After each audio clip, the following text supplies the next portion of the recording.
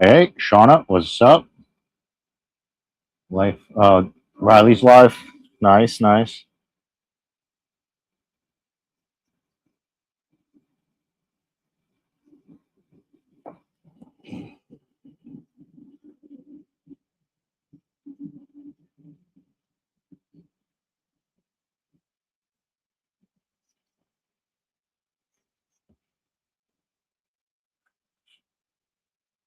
I was gonna play some shit I was listening earlier. It was pretty good from Bro Sanchez.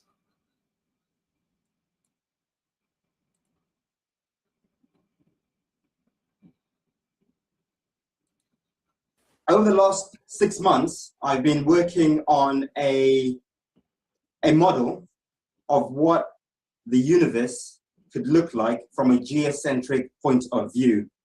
Um, Obviously, we've got the mainstream point of view, which is obviously very wrong in many ways, and possibly right in other ways as well, which I'm going to try and prove today.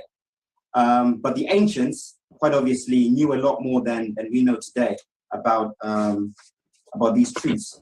So I used a method that I learned off Santos, the method of syncretism, to try and connect the dots and come up with a cohesive, geocentric universe that makes sense, at least. Of course, we'll never know the truth, the whole truth, naturally, in this state of consciousness.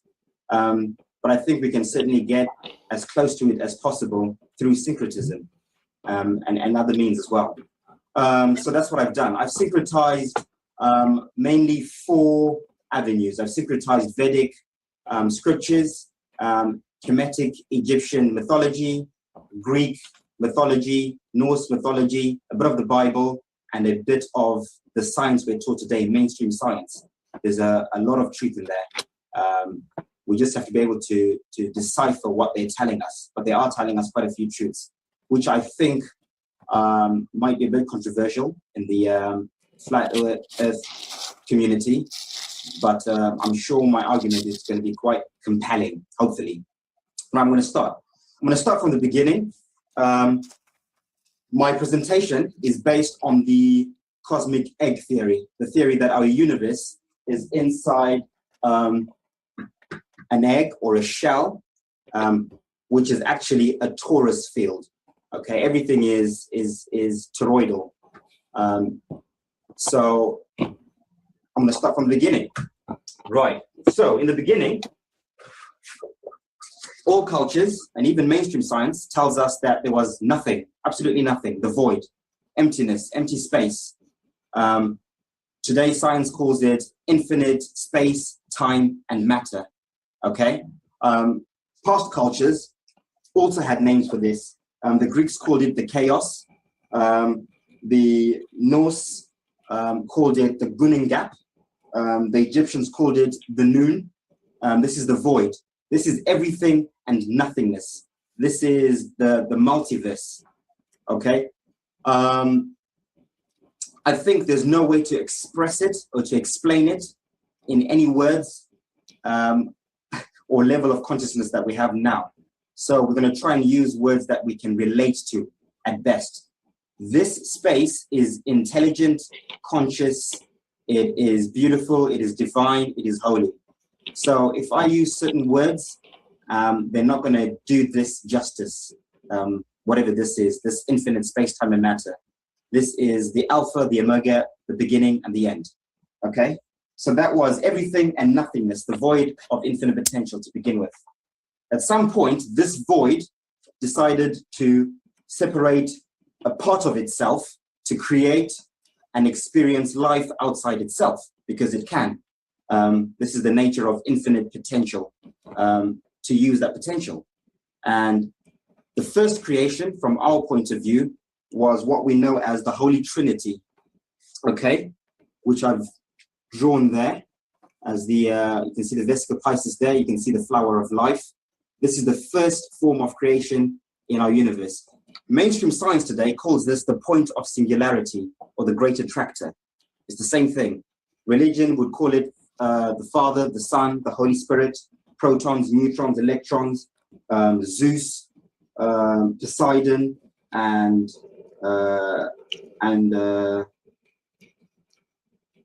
Zeus, Poseidon, and Hades. Many cultures called it different things. You'll find that the gods or the creators in all cultures always are in threes. They're always in threes. So 3 is the magic number of creation. Okay? So these are the building blocks of life. I prefer to call it electromagnetic pulses of sine wave or frequency, which is basically a star. This is the first star. This is God, the creator. We are all stars. Everything is Atum, as Santos always says. Everything's a star. It's all the same thing. We are stars. The sun that we look up at, in the sky is a star. The stars in the firmament are stars. God is a star. Creation is a star, right? At different frequencies, at different levels of consciousness, etc., etc. So we've got the Holy Trinity now. We've got the building blocks of life. The first order of business was to create a home or a hub or a shell where it would experience life separate from the whole. So obviously, remember, this Holy Trinity is still in the void. It's still in the infinite potential, but it needs to have its own world in order to create and experience life. And by the way, that Holy Trinity basically is where the meaning of life is. Before I move on, really important, okay? In Vedic cosmology, you've got Brahma, Vishnu, and Shiva, creator, sustainer, and the destroyer. And that is life. That is the cycle of life: birth, experience, and death. That is the blueprint of existence as we know it. Those are the 3 things we all know for certain. There's no debate. Everyone is born, everything's created, everything lives, and everything has to die and will die at some stage. So that's the first rule of creation, okay? And that is what this Holy Trinity is. And that's where it began. Brahma, Vishnu, and Shiva. Now, it is also worth mentioning that death is never permanent, okay? Death is never permanent. If we're all stars, like I've said, stars never die. Stars are energy. Energy goes and lives forever. So what we truly, truly are lives forever. However, the experiences that we have in their different forms have to die at some stage, which is what reincarnation is. So you are born in this body, in this life, in this age, at this time. You live and you experience whatever you're experiencing at that time. but that must die. That experience must die for you to experience something new, which is what reincarnation is, which is the point of life, because you have to learn from that, you grow from that, you move on. So that's the meaning of life. The meaning of life is creation, experience, growth, and moving on. And then it repeats itself. And you see that with everything. With a tree grows, it lives, it bears fruit or whatever, it dies, and then the next season it grows fruit again, and so forth and so forth and so forth. Energy never ever dies. So death, permanent death, does not exist and never will, because everything is energy, and energy is infinite. Like I've said, all this came from infinite space, time, and matter. Infinite, meaning forever. So there's no such thing as permanent death. Death is temporal, it's temporary. Okay, moving on. So they needed to create a world where they could express these three things: the cycle of birth, experience, and death. Because those things don't exist in the void, in the car, obviously, because that's infinite potential. So the first thing they built was this, a torus field, right? A shell, to shell themselves from the void, from the car. They're now independent, they're now separate, they're now experiencing life outside the whole. Okay? Now in that void, by the way, in the car, there are many, many other universes and many, many other expressions of experience that are different to us. So this is not unique. We're not the only shell or egg in the universe or in the multiverse. There are many, many of these, right? But this is ours. This is where we are. Okay, so they created this egg, as many cultures called it. The Vedics called it the Brahmanda. The Norse mythology, they called it Ymir, the god Ymir. It was expressed through the god Ymir. In Greek mythology, it's the Orphean egg. In Kemetic Egyptian mythology, they called it the Apep, the serpent Apep.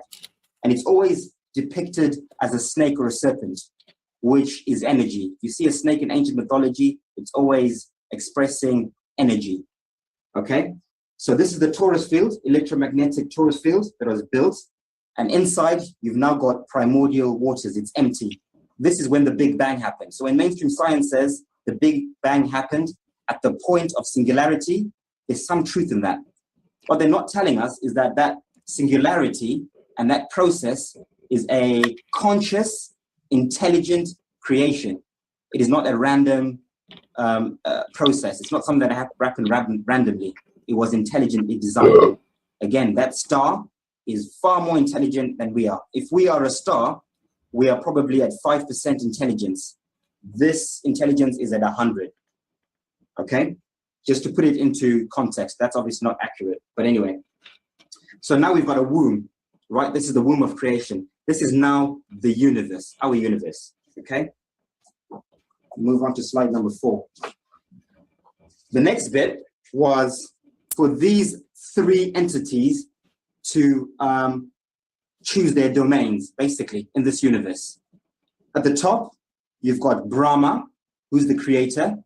In the middle, you've got Vishnu, the sustainer, which is life. At the bottom, you've got Shiva, which is destruction, the destroyer. So now the one is now divided into 3, okay? At the top, this is where that 33.333% comes in, the number 33.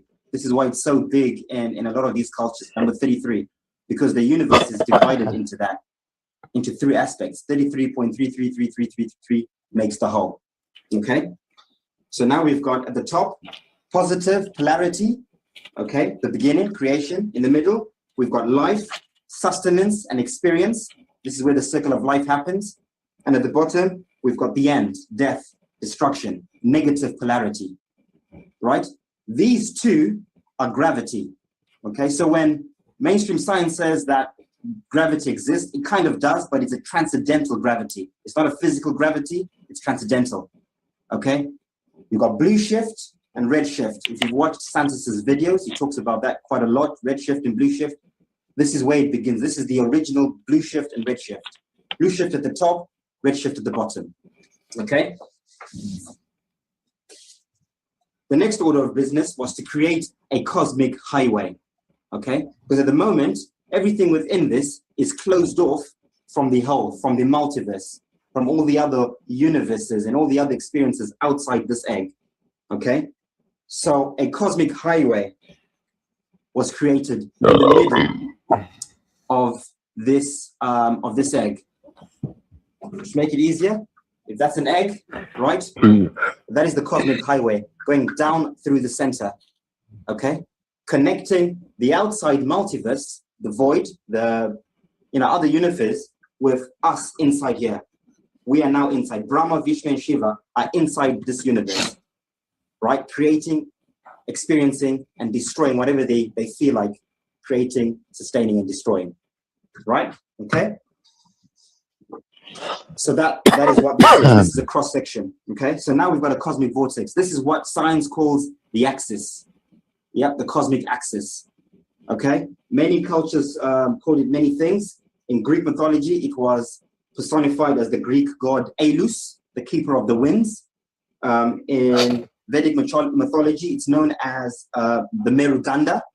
Okay, in Kemetic Egypt, it's Horus. I think it was a falcon, also keeper of the winds or something to do with the winds. In Norse mythology, they talk about the Bifrost Bridge.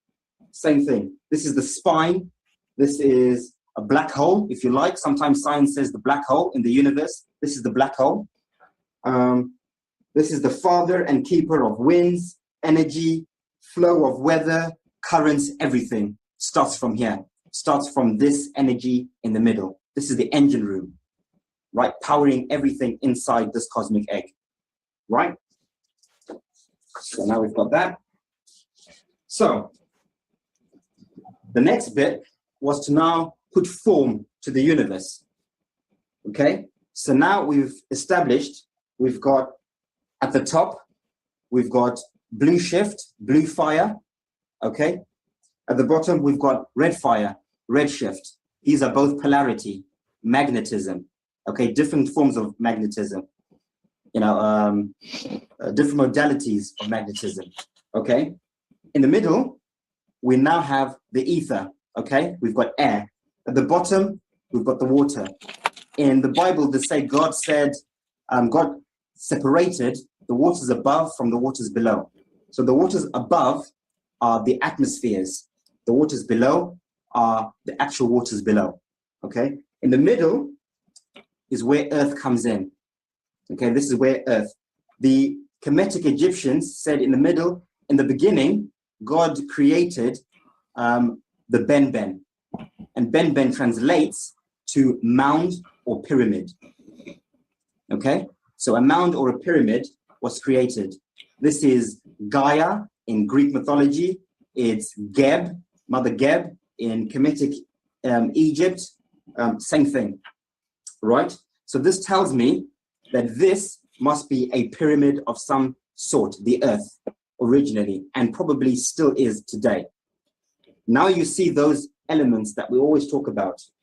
Earth, wind or air or ether, water, and fire. Building blocks of life, right? These are the first physical building blocks of life in our universe, right? Earth, where we are, the air above us, atmosphere, the waters below us, and the fire would be the heavens and the hells, top and bottom, right? This is the Bhuloka in Vedic cosmology. Right, I'll try and, okay. Let's go into detail, right? This Bhuloka, right? The Egyptians said it was the Ben-Ben, a pyramid. And I think it looks something like this, okay? As above, so below. So it's a pyramid at the top and a pyramid at the bottom, okay? Right? I think at the center here, at some stage, there was a capstone, right? Which I'll explain in a minute. At the moment, it's a crater, but I'll explain that in detail in a moment. Now, mainstream science tells us that our Earth has got three layers, three inner layers. There's a crust, a mantle, an inner core, and an outer core, right? But they tell us that this is on a spinning ball. I'm saying that it is not, what they're actually trying to tell us is that these are the 4 layers in the Benben. This is the cross section, by the way. Okay, and I'll show you what it is a cross section of. The crust, the mantle, the inner core, and the outer core inside the earth, which is basically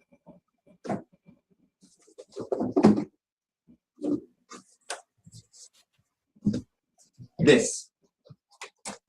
This is the Benben.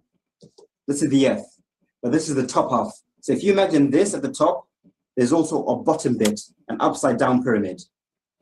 Okay, and that is sitting on the great deep, on the waters below. And above, you've got the waters above, which are the atmospheres, right? So when they tell us that the earth has got 3 layers, a crust, a mantle, an inner core, and an outer core, that is inner earth, inside this Benben, the layer between the 2 pyramids. So there's some truth in that, okay? So I found that really, really interesting when I came across that, okay? The ancient cultures also talk about these, this Benben in quite a lot of detail, okay? The Egyptians called it Geb, Mother Geb. The Indo-Vedics, the Buloka, which is the land. In Greek, it was Mother Gaia.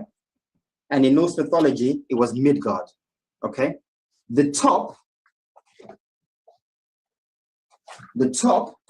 of this also had names, okay? So the whole thing has got a name. In Kemetic Egypt, it's the Benben, right? But on the top, this is Mother Geb. If you're looking from the top, this was Mother Geb, okay? In Greek mythology, the whole thing is Gaia. But the top, as you see it with these concentric rings, is Atlantis or Atlas, okay? In Norse mythology, they just call it all Midgard, okay? They had one name for it. In Vedic cosmology or in Vedic scripts, they call the whole thing the Burloka, but the top is the Bhumandala. The concentric rings are the Bhumandala. Okay? It's also interesting that in Greek mythology, they said that Mother Gaia had 2 children. Okay? This is Mother Gaia, the whole thing, had 2 children. Who are the 2 children? The 2 children are the top part and the bottom part, Prometheus and Epimetheus. These are the 2 held below us. Okay? Right. I hope that makes sense. So I'll move on to the next slide. Right. Now that we established that this is what the whole Earth looks like, our entire Earth is a pyramid Bhumandala with 4 concentric rings. Right? 1, 2, 3, 4. Everything is in 4s in the universe. Right? All creation is in 4s in the universe. Right? At the center, we've got what we now know as the Garden of Eden. So anyone who's been following our videos will know about this. The Garden of Eden's at the center. This is where we are here, the second ring. There's an outer ring and an outer ring outside that, all separated by these mountains, what we call the Antarctica ice wall. Okay, this is our South Pole, the Antarctica. And the North Pole, there is a mountain range separating us from the worlds at the center, from Eden, from Shambhala, Hyperborea, okay? And outside, they've got their own wall separating from this. This last one has got the greatest one. It's called the Loka Loka Mountains in Vedic scriptures. These are the Loka Mountains, the great, great mountains, right? And these are the last mountains before the Taurus field, the cosmic egg, okay? So beyond this, there is no land. It's the cosmic egg blocking us out from the void outside, right? So let's focus on the center, on where we are and what that might look like, okay? There's some really important bits. Okay, around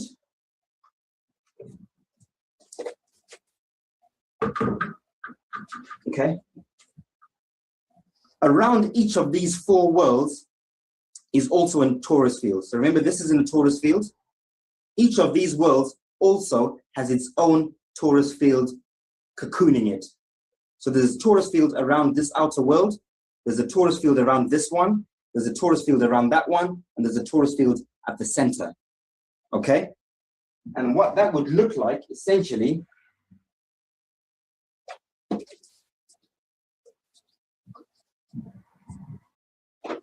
is something like this. Okay? From our perspective, from where we are. Right? Almost like those Russian dolls. Right? So there's one at the center, a torus field like that. There's one on the outside, on the outer worlds, a bigger one. Then there's a bigger one on the outside. Right? Now, I noticed something very interesting about this.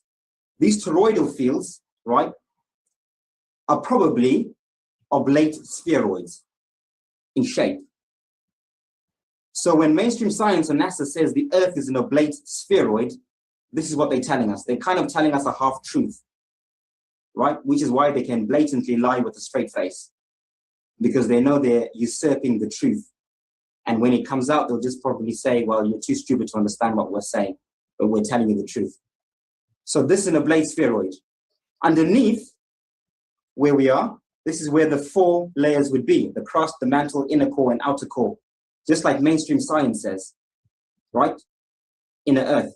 And above us, we've got the three atmospheres within our toroidal field. We've got the troposphere, the stratosphere, right? The mesosphere, and the thermosphere inside our torus field. This top bit is what mainstream science calls the Van Allen belt. This is the Van Allen belt, this toroidal field. Right? They tell us there's a field of energy that they cannot go past called the Van Allen belt. This is it. By the way, they also tell us that there are 5 Van Allen belts in the universe. So that's the 4 of the worlds, the 5th one being the outermost one. They also tell us that our universe is covered with cosmic background microwave radiation, which is basically a torus field. So they're telling us that the whole universe is inside a torus field. Cosmic background radiation, electromagnetism. So again, they're telling us the truths, but in a twisted way so that we don't figure out exactly what it is. Okay? So that is what it would look like from our perspective.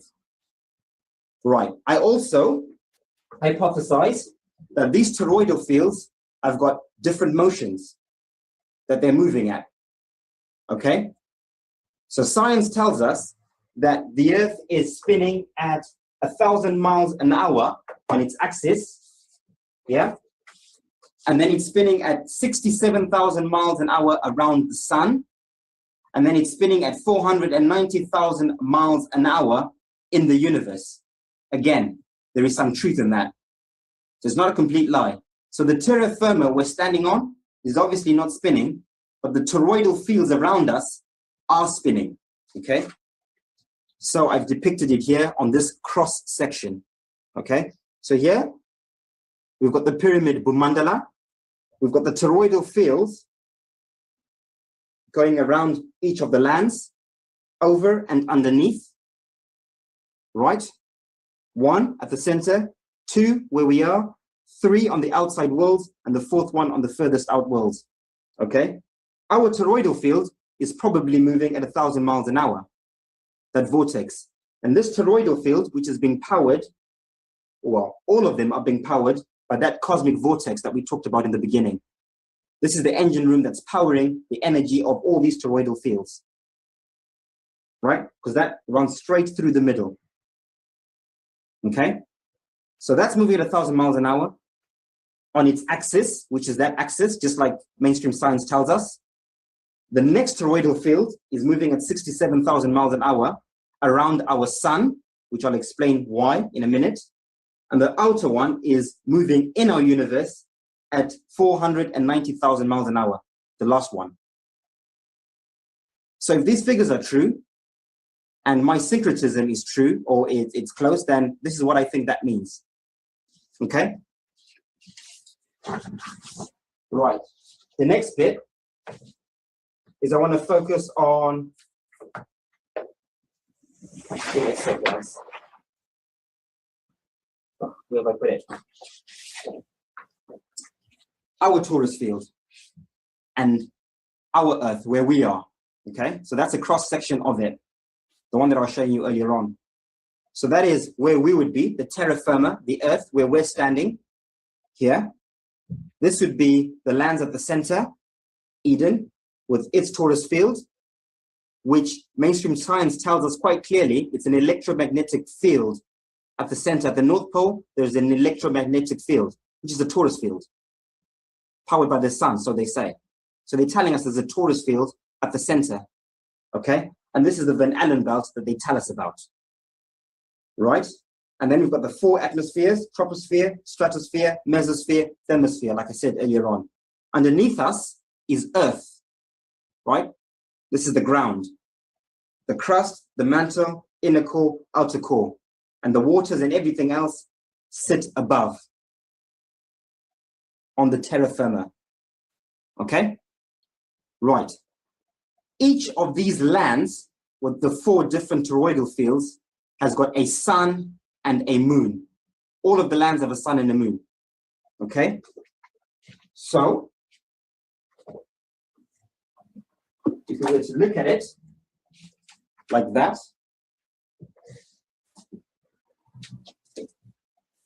right?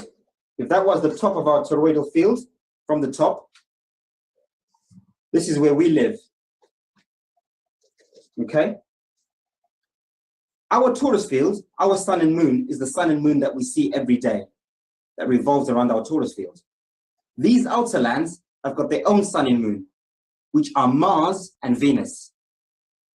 Okay? This outer land, they've got their own sun and moon as well, which is Saturn and Jupiter, the planets Saturn and Jupiter. The center is the only one that's an exception, because the sun and moon, they are androgynous, and that's the planet Mercury. So Mercury is both a sun and a moon, okay, at the center.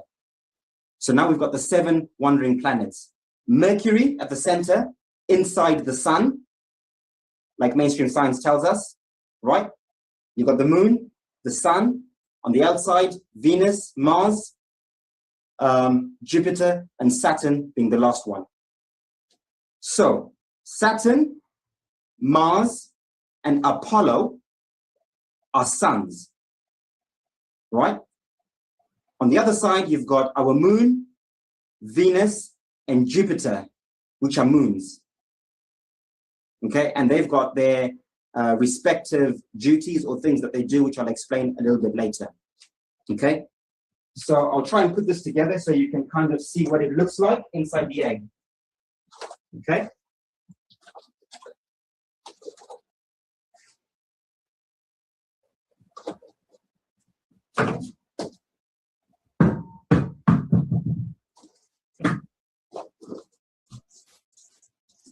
So now we have the universe, okay? I don't know if you can see it properly. Hopefully you can. Let's put it down a little bit so you can see that. And here it is, okay? That's the top of the Bhumandala. And this is the top half of all the torus fields. Of course, they run through the bottom as well, with the different suns and moons revolving around these torus fields in each of the lands. So, when NASA says they're going to Mars, and they plan to go to Mars, they are telling the truth. Mars are these outside lands, the outer lands, where Mars is the sun, right? That is where Mars is. So they are planning to go to these outside worlds at some point. They're saying at the moment they can't get past the Van Allen belt, but at some stage they will be able to. And again, I'll explain why. Okay? So this is where Mars is. So outer space does exist. So all flat earthers out there saying that outer space doesn't exist, it does, but it's just been usurped. It's not physically going to Mars itself, the sun, Mars, the luminary. That's ridiculous. It's going to these lands where Mars is the sun. That's what they're trying to tell us. Okay. So I'm going to try and stay on track here. Sometimes I get a bit. So that's what the cross section would look like. Okay. You would have the Bhumandala over there, different toroidal fields, Mercury, androgynous at the center, Sun and Moon in ours, Mars and Venus in the outer one, Saturn and Jupiter on the outside, moons and the suns, Sun and Moon at the center. Okay? I think that the suns, Saturn, Mars, and our sun, they revolve. Show you. Okay? They spiral around these torus fields. Okay? Upwards and spiral outwards and down. That's what the sun does. I think the moon follows a linear orbit. I don't think it spirals. I think it just follows one orbit. Or if it does spiral, it's a much slower, slower orbit up and down. And I'll explain why again a bit later. But I think for sure the sun and moon, this is what creates our times, our seasons. When the sun is up here at the center, this is when the northern hemisphere have their summers, because the sun is directly above them, above the North Star, above Polaris at the center. When it's out here spiraling at the edges, this is when the people of the southern hemisphere have their summers.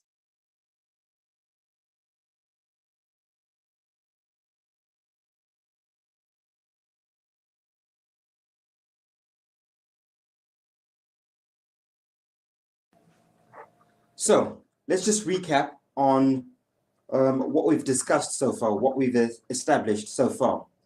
We've established that our universe is inside a torus field, a giant torus field, what most ancient cultures refer to as the cosmic egg, similar to this, right? This is the top half of the cosmic egg, and we live inside this torus field. We've also established that there is a cosmic vortex that runs through the center of this cosmic egg. This is the cosmic highway that links us with the multiverse on the outside, okay? We've also established that on the inside, the Earth is pretty much flat, or it's a pyramid Bhumandala, as I like to call it, that runs across the equator inside our torus field, okay? With 4 concentric rings of land, right? At the center, where the cosmic axis or the cosmic highway runs through, where we are, the second ring, the third ring, and the fourth ring, and the torus field on the outside, okay? We've also established that each of these worlds has its own toroidal field, okay? So torus field within a torus field, within a torus field, within a torus field. 5 in total, 4 on the inside, the 5th one being the outside one, the cosmic egg, okay?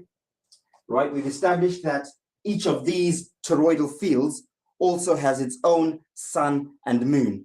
Saturn and Jupiter revolving around the outer torus field, Mars and Venus on the next toroidal field, Apollo and Artemis, or our sun and moon, on our torus field, but in the center, there is only one androgynous sun and moon, which is Mercury on the inside, okay? On this torus field, the Aurora Borealis, okay? Right. So we basically said it looks something like that, okay? Torus field within a torus field, right? With all the suns and all the moons, okay? Right. The next question, or the next natural question, would be, well, what's above these toroidal fields? Okay. Above that, above all the toroidal fields, we've got something known as the firmament. Okay. This is where the stars are. This is what we see when you look up at the sky in the evening. All the stars and the constellations. This is the firmament that sits above the last inner toroidal field, the one that Saturn and Jupiter revolves around. Okay, so that will be the cosmic egg on top. In fact, I'll put it together so you can see it full scale on the model.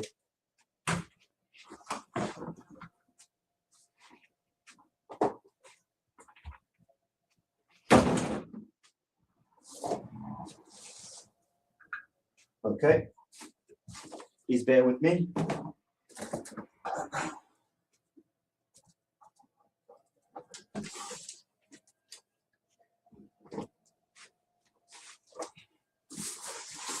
Okay, so hopefully, okay, so that's what it looks like, right? This would be the firmament inside this torus egg, okay? The sky that runs across, okay? So it's almost like a dome, okay? So we're sealed off from these realms above, and I'll explain all that in a second, right? So when we're looking at it from underneath, when we're sat on the earth, we're seeing all the constellations revolving above us, okay? So pretty straightforward, really. So that's the firmament, okay? So this firmament on its axis, right, is revolving, okay? There's motion, everything's moving above us, but the terra firma we're standing on is obviously not moving, okay? So this axis is revolving, it's turning the firmament with all the stars and the constellations and everything else. In turn, it's also affecting the motions of these toroidal fields that are spinning around us, like we discussed earlier on. Those toroidal fields are also carrying the suns and moons around, which is causing our days and nights and seasons and times, okay? And that in turn, that motion is also creating our weather, our winds, our currents, flows, airstreams, everything else. So it's one big system working together. It's a network starting from the cosmic vortex, okay? So I hope that is clear enough, okay? So what that would look like is something like this, okay? Now, interestingly enough, okay, we talked about the planets. I suppose many people will be asking, what about Uranus and Neptune and Pluto, okay? So I think Uranus and Neptune are the two realms above, okay? So Uranus is the firmament above us. Why am I saying this? Well, Mother Gaia, we all know, is Earth in Greek mythology, okay? Gaia was married to Uranus, right? The planet Uranus, as they tell us, Uranus was named after Gaia's husband, Uranus. Uranus married to Uranus. These two are married, okay? They go hand in hand. Same thing with Kemetic Egyptian mythology, okay? You've got Mother Geb. She was married to the Egyptian god Nut. And Nut is always depicted as the sky, okay? So Uranus, Nut, Uranus, same thing, okay? They also tell us that Uranus and Neptune are kind of planets, but they're exoplanets. They don't go in the same category as these 7 wandering stars, okay? They put in a different category, and that's the reason why, okay? Pluto the planet Pluto was named after the Greek god of the underworlds, and that's because Pluto is the firmament below us. As above, so below. There's a firmament above us, but there's also a firmament below us, okay? Below the great sea, the great deep, the Gabadoka Ocean, as the Vedics called it, okay? So that tells me syncretically that there is a firmament and what the firmament is, and that shows you how I've come to that conclusion, okay? Above that, you've got Neptune. Neptune was named after the Greek, the keeper of the waters, okay? Which waters? The waters above and the waters below, okay? So Neptune is the keeper of the waters. This is the next realm. By the way, these realms above the firmament are very transcendental. We cannot go to these planets naturally. We all know that, okay? These are luminaries. These are suns and moons. We can't go to the sun or the moons, okay? Outer space does exist, like I said, It's beyond these Van Allen belts and these lands beyond. This would be outer space, okay? Definitely, we cannot go up here. This place is very, very transcendental. It's spiritual. You can only go there as a soul or a spirit or a star, all the same thing, okay? This is the only time you can go up there, and I'll explain all that in a minute, okay? So mainstream science tells us that there is Uranus, Neptune, and I'll explain how the heavens work. So there are 4 heavens and there are 4 hells. In fact, the Vedics say there are 7 heavenly realms and 7 hellish realms. Again, we'll go through that in a second. So mainstream science tells us that there's the Milky Way galaxy, Andromeda galaxy, and the Omega galaxy, and then the point of singularity. Okay, this is where Polaris is. Polaris is right at the top, okay? Right in the center of the axis, the cosmic axis, right? Everything is spinning around Polaris, just like we witness with our eyes. When you look up at the North Star, Polaris, you see all the stars are revolving, yeah, around Polaris, okay? Polaris is Brahma, the creator. This is Big Brother.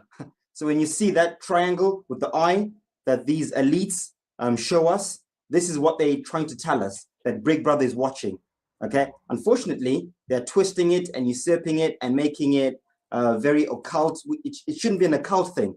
This is something everyone should know, okay? This is Big Brother. This is our father. This is Brahma looking out for us, basically, okay?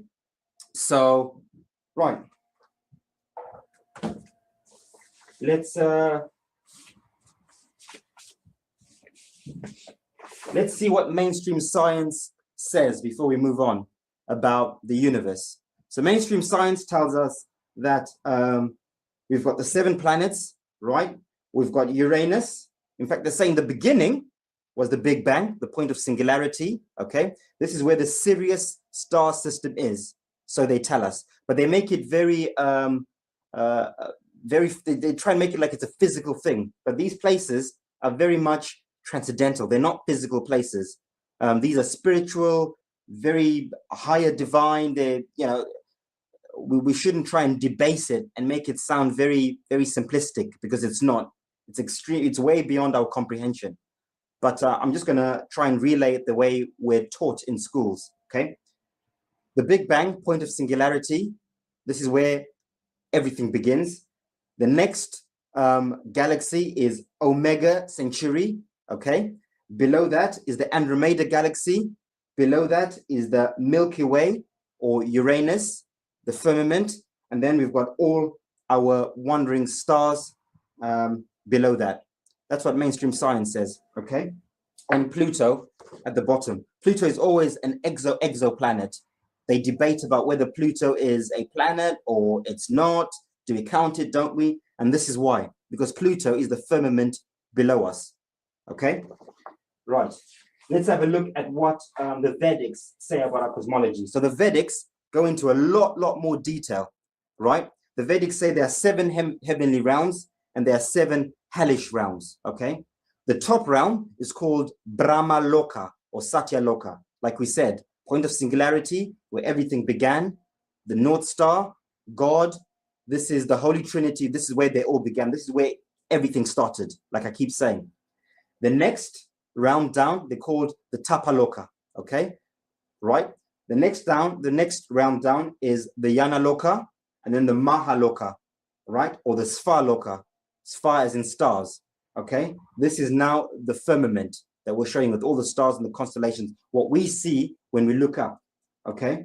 They call this axis mundi, or where this point meets, the Dhruva, okay? This is where this is where we see the skies meeting with the cosmic axis, or the pole star, the Dhruva, okay? This is the Meridanda that runs through the cosmic axis, okay? And then they name all the different stars. They call Saturn Sanaisuru. They call Jupiter Brahaspati, Mars Mangal, Venus Sikuru, our sun Surya, our moon Chandra, and Mercury at the center, Buddha. Buddha, why Buddha? Buddha the messenger, okay? Buddha was the messenger of God. I'm going to explain why that is important and why Buddha is the messenger at the center. That's very important. They then tell us that there is a Bhuloka, okay? Bhu world, the world of earth, Bhu, and this is the Bhu Mandala, okay? The earthly plane, right? With the 4 concentric, they tell us they're concentric rings of land on the Bhu Mandala, okay? And they name all these different lands, which I won't go into right now, but we'll do that for another video, okay? So these are now the 7 heavenly realms, the Varthis, they call them, okay? By the way, they split this egg into 3 as well, right? The Swag Lokas, the heavens, the Bhu Lokas, the middle realm, and the Bata Lokas, the hellish realms, okay? So now we've got 7 on top. What are the 7 below? The 7 below are the first part of inner earth. So remember we said there are 2 parts of inner earth. Gaia, Mother Earth, had 2 children, Prometheus and Epimetheus, okay? So Atala Loka is the first part of inner earth. I think this is where all the tunnels are. I'll explain that in a second anyway. The next realm would be the Vitala Loka, okay? That's the next hellish realm. Below that, you've got the Sutala Loka, which is the great deep in the Gabadoka Ocean, the great ocean, the turtle. We always see it depicted in many ancient depictions of the earth, the flat earth, sitting on a turtle. This is the turtle. This is what that means. The turtle is the great ocean below us that the earth is sitting on. It's not an actual turtle like people say. It's the great ocean. Below that, we've got the 4 hellish realms. The Talatala Loka, the Mahatala Loka, the Rasatala Loka, and the Patala Loka. And then you've got Shiva. This dude is breaking his shit down. Hell, so to speak. Okay, so that's the 7 hellish realms. 7 heavenly realms, 7 hellish realms. So the Vedic scriptures go into a lot of detail. They even go into figures, how big this mandala is. They say it's 8 billion miles across, 8 billion kilometers across. Okay, they give so much detail for those who want to read into that and study that. Let's look at what the Norse said about the universe. Okay, so the Norse also divided it into 3. They've got Valhalla or Asgard, which are the heavenly realms. Okay, they've got Midgard, Middle Garden. This is where we are. Okay, and then they've got So is this some flat Earth stuff? Okay, so they've got Valhalla. I think so. He's like breaking it down. So pause it for a second. We've got Gimle, the 3 realms: Gimle, Valhalla, and Himmelborg. These are the. There you go. Here, let me actually let me put the link in the chat. That way you could grab it and watch it too. Heck yeah. I believe I don't know if the Earth is flat. Here's what I'll tell you. I have a actual science degree. And I've really kind of looked into this, right? Because I've been really curious about it. I'm always curious, everything science, right? I'm even curious about the pyramids and that bullshit that LiDAR's found underneath them. And that's kind of unexplainable. And I'm real curious about that. I've done a lot of research on that. But here's what I can tell you about the Earth. And this is the honest answer. There is no way for you to prove it's round or flat. You can't do it either way. And one of the biggest telltales of to see it. Well, the problem is, even if you go high up in the air, you still can't see the curvature. And the weird part is that every 1 mile you go out, you drop 3 inches, right? Well, you start squaring that, right? Over every mile, it gets squared. So 1 would be 1, the next one would be 3, and the next one would be 9, the next one would be 81. You see what I'm saying? You start squaring that inchwise every single fucking mile. Yeah, it drops off rapidly because it's supposed to have a curve, right? Well, we know we can see easily 150 miles in several places. So it either means the Earth must have a flat spot right there, right? So the Earth's flatter right there, just naturally. Maybe it is round. Let's say it's round, right? But yet it's kind of like it's ground off a little bit in that one area. It's flatter in that one spot, even though it's round. Or there's flats, but in other areas it has weird features like it's curved. You see what I'm saying? Mm-hmm. And we don't know.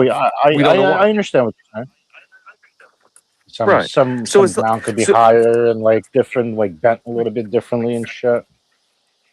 Right. In some places it looks curved. In other places it looks like it's not curved. And you can equally prove those fairly with facts and science equally, and so it doesn't make sense. Um, and the other thing is there's a pendulum in London that is supposed to prove the Earth is round and spinning, right? Except it wouldn't make that pattern unless the Earth was still and round. Okay, because of the way gravity works. So if it was round and spinning, it would actually be going in a different pattern that it draws out. I think I know. I think I know the pendulum you're talking about. Been proven by It was like by in physics, ascend, it's like big. It's like right? huge. That's been Yeah, I proven think by I know what you're talking physics. But then they do other experiments, and the only reason they can think that the Earth is acting that way is because it's flat and everything's spinning around it. So it's really skewed. Like there's not a good 100% proven experiment that anybody can do. Anybody can do to prove it. And that's a about. Yeah, weird that's thing, isn't it? true. What a weird place we live. How's your night going? Not bad. Just chilling. Just had some food. Was listening to you earlier a little bit. Listening to this guy. Yeah, I kind of It's pretty enjoyed that cool. He's stream. I haven't breaking done one of shit those in a down. while. Oh, it's called Martin Canny and Santos Bonazzi, Flat Earth Cosmic Egg. So like we're like Okay. entrapped in the cosmic egg type of deal. I don't know. This dude was breaking it down. It's pretty cool. Three Let's check it heavens out. that they talk about. I These three pers- up here. The I fourth one personally being the think abode of Odin. we're in a realm, right? It's not flat Uh-huh. or round, but it's like a realm, right? With lands. And there's other realms that you can go into. And I think that's what DMT does for us. And I think that's where like Bigfoot and aliens come from. They're a different realm and they can cross over because they know how to cross over. But we don't yet. Mhm. And maybe they did in the past, right? Because we knew there was giants on the earth at one time because we found their bones. Have you ever You're breaking up. You're breaking up. I didn't hear what you said. You said, "Have you ever?" and you broke up. and they have no explanation for them. Like I in didn't old hear what you said. battlefields, like where people died and their feet have rotted off, they have left their leather shoes in the ground, but they're Uh-huh. huge. Like you would have to be like Big ass 9 feet. foot to wear a shoe that big. People with big ass feet, right? Yeah, big ass feet, or maybe they were tall because usually feet are proportioned to the person's height.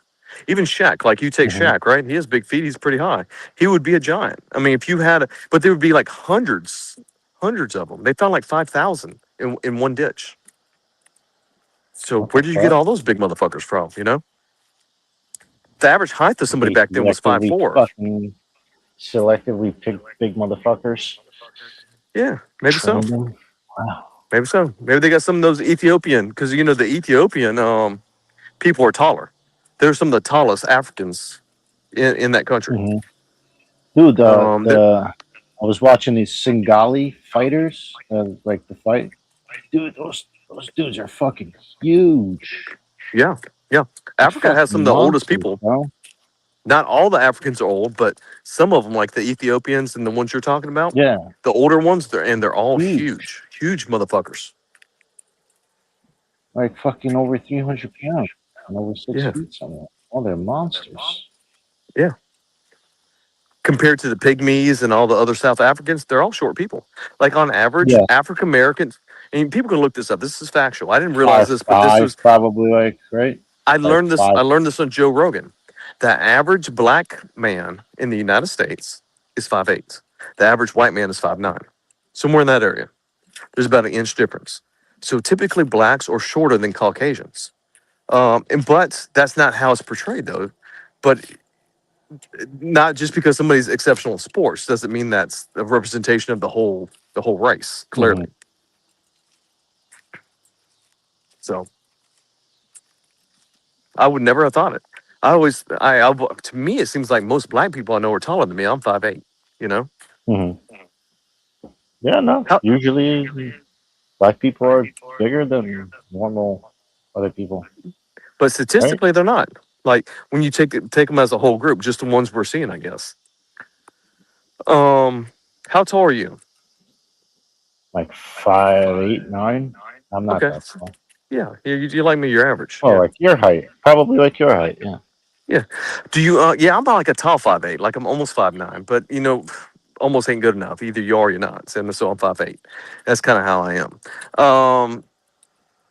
But have you ever noticed everybody on YouTube is over 6 foot? Like everybody you talk to. It's insane. Do you know what percent of people are 6 foot or higher in the United States? 15%. It's a low number. So there's no way everybody could be that tall. I have a good sneaking suspicion if I started pulling up on folks, we're going to see some 5'4" motherfuckers. You know what I mean? Could you imagine? It's like Eli, right? He's like, I'm 6, right? What do you say? 6 something? 6 foot? You remember Tyree Sneed? I don't know if you know Tyree Sneed, but he was somebody who always said he was 6 foot. He got arrested. He was 5'8". Who else was that? There was that fucking Well, bodybuilder that just got arrested here recently over in maybe Miami. he What didn't was? know his true height. Oh, I Yeah, think you're talking about fucking Wes Watson, bro. He was getting yeah. He picked said on he was that. over 6 foot. That bitch was a 5'8" on his arrest Yeah, he was record. 6 foot. He's like, I'm 6 foot. They caught him wearing like some fucking sneakers with like 4-inch heels. little yeah, like some fucking add-ons and shit to make him He's look fucking higher. got some platforms on and shit. Fuck that shit. That should be 5'8". It's actually not a bad height. I like it. In fact, in the air conditioning world, tall people have back problems. Like a guy I work with, he has terrible back problems. He's another contractor. He's always out there, and he's like 6'2", and like just the bending down and getting down low and changing out compressors, having to bend over shit has ruined his back. Me, I don't have that much backbone compared to him. It's not as long, Mhm. so I don't have that leverage problem like he has. I don't have any back issues, and I think it's a big component. Being tall is a trade off. His body might be different too, though. You know what I'm saying? Not like Right? yeah. Well, I would He could challenge be you to tall. do this, Flex. Uh-huh. Every time somebody says they have a back problem, notice how tall they are. Ask, yeah, tall Do people. you have back issues at all? Every now and then, if I need to Okay. sleep on or something. I do drive a sporty vehicle that you know, but Well, I get a sore back too every if now I'm and doing a then big job. it would Yeah. be like the way I get out of bed sometimes. But no, normally I don't have any back problems. Yeah, that's normal. We old. We getting old. We're gonna have a little stiff pains and creaks and It stuff. runs in a family though. Runs in a family. Yeah. The little back But problems. some people got like major dish issues. And I've been kind of like I just been kind of noticing because I work with a lot of blue collar people. A lot of those folks, they're tall. Remember Big Bob I was making fun of? Chunky Bob? No. Like he had like hernia fucking problem. Dude fucking dropped in the store, bro. Like walking fucking like just his back just gave out, bro. He fucking fell. That shit's scary. Wow. Yeah, it's Wow. fucking what the fuck did he say? Herniated disc, one of those fucking things, bro. It's just it was pinching, like pulsating, and next thing you know, he was on the fucking ground. He Well, that's fucking pretty busted his serious. ass again in You the can, parking lot too, bro. That shit's scary. yeah, you can end up paralyzed from that shit. Yes, easily. Yep. Yeah, you sure Change can. his diet. If He's you get doing too much good. pressure on He's your doing good. backbone and it pinches off your spinal cord, you're done. It's over. Bro, he literally was like barely walking. Graham, what's up, buddy? Yeah, dude, he was like barely walking. He couldn't even like finish his delivery, bro. He had to call the customer to fucking to get the items out of the car, bro. He was literally like fucking paralyzed, bro. That shit's scary. Look at Ronnie Coleman. He was a bodybuilder and he could barely walk now. Yes, yeah, bro. That I was watching that video not too long ago. And He's just have you like seen? big ass body and just like Yeah. skinny ass legs, bro. Just done. Have you seen Jelly? What was his name? Was it not Jelly Roll? He was Butterbean. Butterbean, who was the UFC fighter. He just got back his mobility. He's been working like 2 years, live streaming the whole They got him back. experience. Yeah, Yes, they got him back. How about They were that? trying to Wasn't get him that not for a fight, amazing? right? They What? try to get him to fight again, right? Yeah, he was supposed to do an expedition, like a light battle. They weren't going to go too crazy, you know? Mhm. That's crazy, bro. He was like literally just basically immobilized. He was done. Yeah. It was actually, you That know was what? some It was serious actually pretty back emotional. problems. Pretty emotional thing when I watched it. It's kind of crazy, you know? Hmm. It's like, man, That was because I was what? rooting That for was him. I like love 3 years Butterbean. ago, Butterbean was a beast. 2, 3 years ago, right? Yeah. That was it. Yeah. I didn't even know he was suffering from that. And I kind of watched his whole little journey. I was like, Jerome man, Bettis. congrats to him, you know? Jerome Bettis could barely walk anymore. Former NFL running back. But you know, it's been a quiet weekend. Where's all the major players at? They all laying low in this whole dramaless world. Oh, If I'm I having to don't know. I don't pick up slack, you know, that's pretty bad. know. Man, I wish you and ODN didn't fight, man. Oh I man, like we'll you be two fine. guys. He'll come back. He'll come back. No, This is he's not the not. first time. This is not the first time they played that video. This is not the first time that since they played that video, I played this video. Literally, I had the video already made. I just uploaded it and created a new thumbnail with ChatGPT. That's it. It's like, okay, we've done this before. Okay, this is what I do if they do this, and I put the video up. You know, it's like, whatever. It's every couple years. Yeah, trolling each other is not. Yeah, it's every couple years. If you like, if you guys respect each other too. Yeah. All right. Now, so okay, if you can put that video up, me doing some improv, well, I'll put this video up, you talking about your STDs and you saying a bunch of crazy shit, Eli. How's that? Fair game. Fucking Eli crazy. You never really do that though. I've noticed you don't have that kind of relationship with people at all. It's like you're No, non-aggressive when it comes to that kind of stuff. no, I'm not. I'm not. How you I'm friends not with at all. Jillian? I Because I Jillian's like just me. call She would go ape shit on somebody, dude. it. She would, I don't man. mind calling people out on bullshit. Right? Yeah. You did a little better. You're a little bit more tactful with it.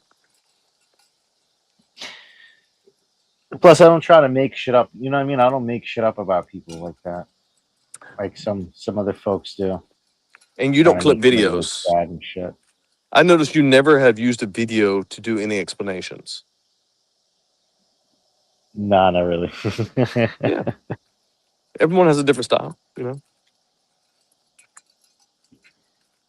We do, yeah. We do present things differently. That's right. Let's listen to this guy for a little bit. Let's see what he says. Lisa got a new Okay. TV. Then you've got the alpha him. What happened?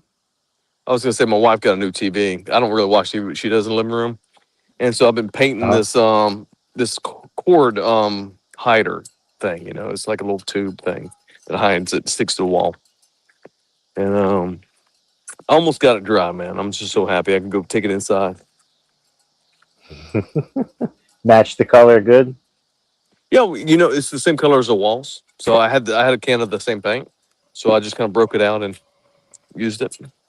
Toasted almonds. Toasted almonds, what it is. So, what are you curious Marketing. about on the flat Earth stuff? Like, what do you think? Like, do you think it's flat, or do you just don't know, or what? I have no idea. Just interesting. The shit that he's not just talking about just flat Earth. I think there's just more than that. Well, I They're got a question, breaking. right? And I don't mind listening to that. It's harder for me to listen to it and like get it like that. Like, Mhm. it's easier for me to visualize and listen to it than me listen to it on its own. But have you ever seen the flight path um, from China to is it China? Let me think what side China's on. Oh yeah, it's China. It's China to the U.S. And they had to make a stop, and so they stopped in Alaska. Why would they stop in Alaska if Alaska's above that? You see what I'm saying? Or was Japan? It was from Japan to California. And when they were making that stop from Japan to California on a single flight, they had emergency, so they stopped in Alaska. Well, that on a globe Earth, Alaska would not. It would be way above. You wouldn't stop there. But on a flat Earth map, Alaska would be directly in the path. Isn't that weird?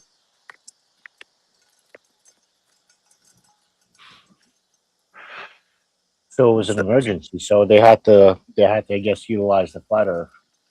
Well, they had to Emergency utilize corridor. right. They had to utilize whatever was the closest, and for whatever reason, the flat Earth map is correct about how far Alaska is between Japan and fucking California. And to me, that's odd. That's what explains that, you know. And then there's other things that points the other direction. So it's just a really weird place. It could just be there's things that play into there that we don't understand, right? Like there's some kind of Well, if maybe they're like trying to avoid certain things, I have no idea that they're not telling us supernatural things that we just don't understand, right? that, or something that they don't want us to see while in flight on the Maybe so. ground, on the ground Maybe below. so. Possible. I don't know.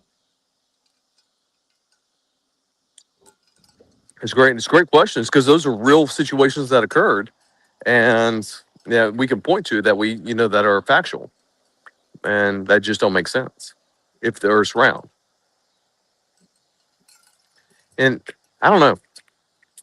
I quit trying to believe in anything to do with what the government tells us, what we grew up in school, that kind of thing. Especially what did it for me? I'll tell you what did it for me was global warming. Once I realized global warming wasn't really a thing, and the ice cores all show that we're getting colder, we're not getting warmer at this moment. Um, then you realize everything's a lie. The whole shebang's a lie. You see what I'm saying? When did they start doing that global warming shit? Fucking 15 90s. years ago? Okay. 90s? It could be longer than that, but I remember in the 90s. Remember we had um that superhero that was like Captain Planet. Do you remember? No idea. I came here in 99, early 2000s. Where are you from? Russia? Okay, I got you. So Wasn't born here. so in the 90s there was a big push in the school systems here. Because I remember going to school in the 80s and 90s. In the 80s, I can remember there would be like Planet Tree Day and stuff like that. It wasn't too heavy. But in the 90s, it ramped up really big, especially in the early 90s, where you even had like programming on TV where you had like Captain Planet, the superhero, and all this other stuff. And it was everybody kind of talking about it. And you saw a lot of kind of gay stuff coming out. Then in the 2000s, everything exploded. Then it all fell apart in the 2020s. How Where did you live in Russia? Siberia? Omsk? Damn. Damn, Yeah. that's a cold ass place. So how old were No, you no, when you no. moved here? You It's had to be not. like almost like a teenager. It's not like tundra or anything. It gets cold in the winter, but it also, you get hot summers. So Look how it old up. were you when you Omsk. left there? Omsk. I came here when I was 12. Yeah, so you remember Russia pretty good then. Yeah. Interesting. Damn, Yeah. you really have good Look up the English. I city. would never have guessed. I would have thought you were born in Jersey or something, you know? It took me a while to learn the language. Damn, you got a good accent to Took be a like second 7, 8 language. years. Took like 7, 8 years. Wow. It took a while. I have some Russian videos on my channel. My old one before I changed the content on it. I have family over in Oh, Ukraine. And so oh, nice. Dude, that shit's getting bombarded, man. That shit's fucked up. Oh, we lost Riley. Oh, let's see. He should be back.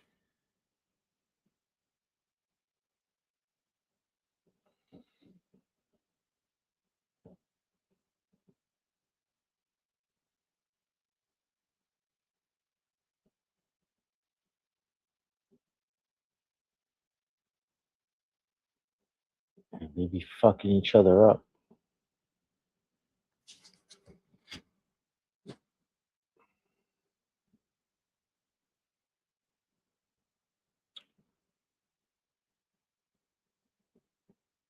His phone died.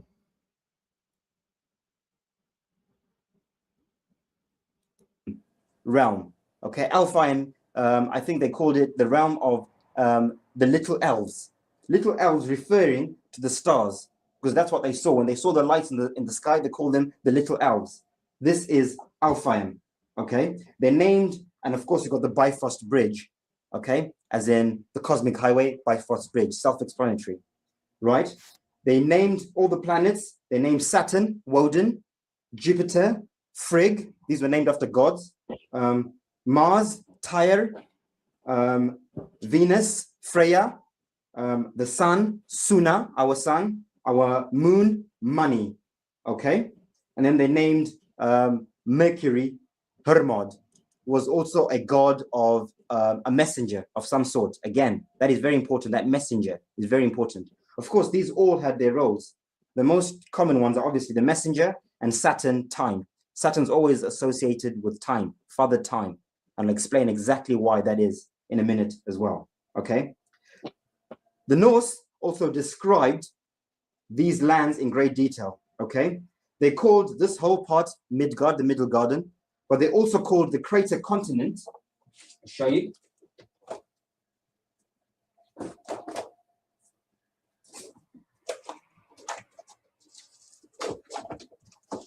They also call the crater continent at the center Midgard, the Middle Garden, right in the center. Okay, so where Eden, where Shambhala is, that's Midgard. Okay, as you can see, right? Below that, they called Inner Earth, inside the pyramid Bumandala, the realm of the Svatailam. Okay, Svatailam meaning realm of stone spirits or dark spirits. I'm sure you can decipher what that means yourselves, okay? And then you've got Aiga, which is the great deep, mother of the great deep, mother of the great oceans. And then you've got the realm of Loki, the bad guy, right? Loki at the bottom, Helen, right? So these Nordics, the Norse, they describe these lands in very great detail. Midgard at the center, the Middle Garden, naturally, okay? This is Vanaheim, the land of the Vanir. Vanir referring to children of God, okay? The gods in Asgard at the top were called the Aesir gods, the gods of the gods. The gods where we are, the Vanir, were children of the Aesir gods. So they considered the beings that live here to be children of the Aesir gods, of the gods of the gods, Vanaheim. It's interesting because where I come from, in Africa, in Zimbabwe, the Shona word for children is Vana.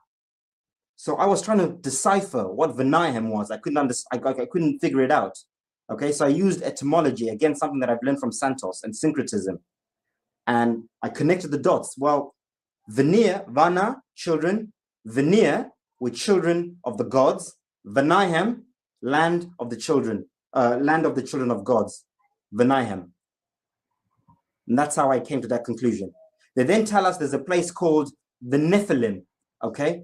The realm of frost and ice, okay? This is the Nephilim, the ice wall. This is what they call the Nephilim, okay? And beyond that is where the Jutoinim live. Beyond the Nephilim is the land of the Jutoinim, the frost and ice giants, so they call them. So we see in a lot of mythology, they talk about the Nephilim, fallen angels, right? In the Bible, it talks about the Nephilim, fallen angels, right? Well, you can connect the dots yourself, you know, how that's all linking with the Bible. Norse mythology and the Bible connecting right there. Beyond that, they say there is the Muspelheim, okay? Muspelheim, the land of the fire giants, or the fire demons, whatever that means, okay? So you've got Midgard, Vanaheim, the Nephilim, ice wall, Jutoinim, beyond the Nephilim, and Muspelheim, okay? Underneath that is where you've got Svatailam, like I said earlier on, the realm of the stone giants, okay? Or the dark giants, oh, not stone giants, the stone dwarfs, or dark spirits, inner earth, okay? This is where maybe you get a lot of conspiracy theorists or alternative researchers who talk about the reptilians. Perhaps this is where they come from, these reptilians that we're always talking about, from inner earth, inside the Bumandala, or possibly from the great deep, who knows, right? Doesn't really matter at this point, okay? I could do the same thing with Norse, or with the Greek. I syncretized the Greek as well. The Greek, you know, Uranus, like I said, Uranus. Uranus was married to Gaia, right?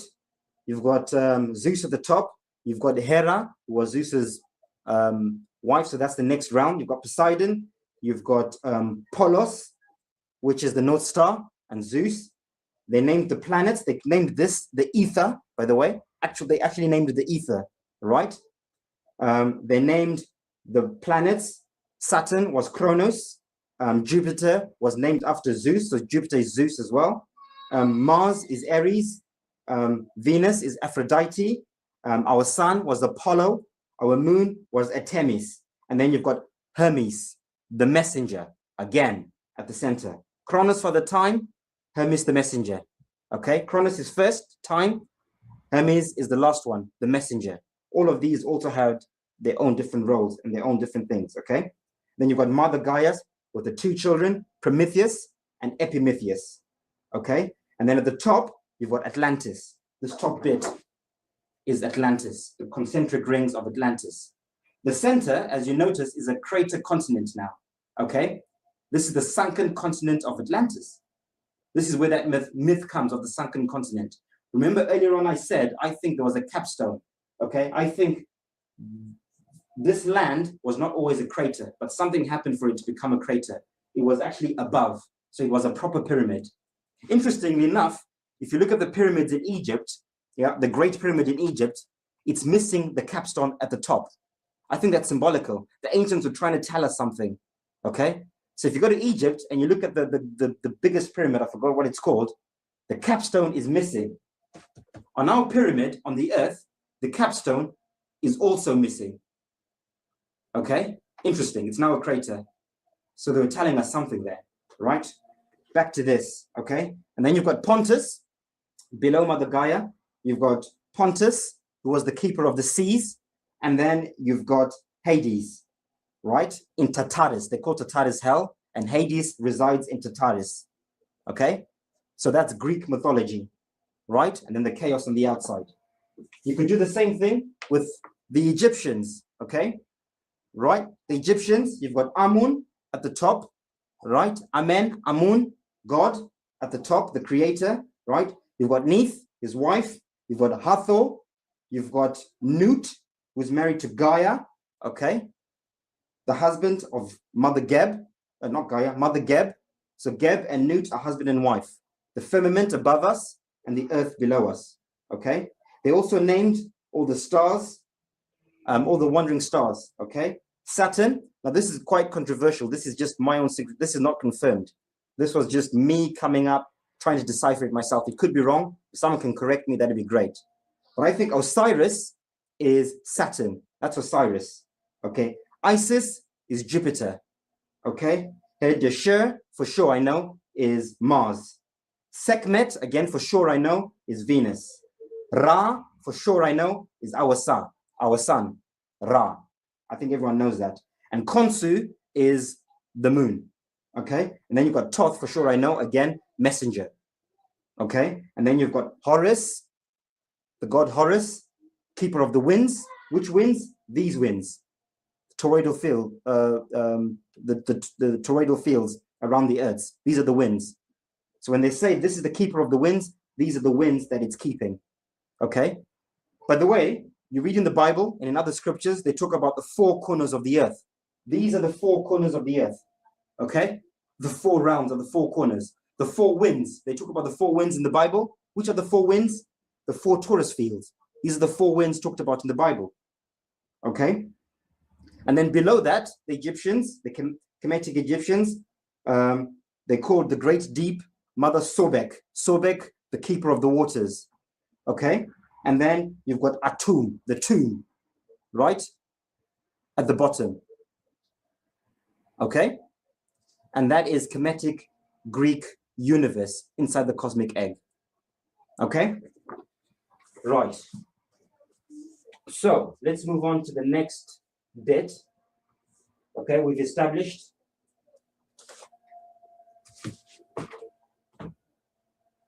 okay, let's talk about the ages, okay?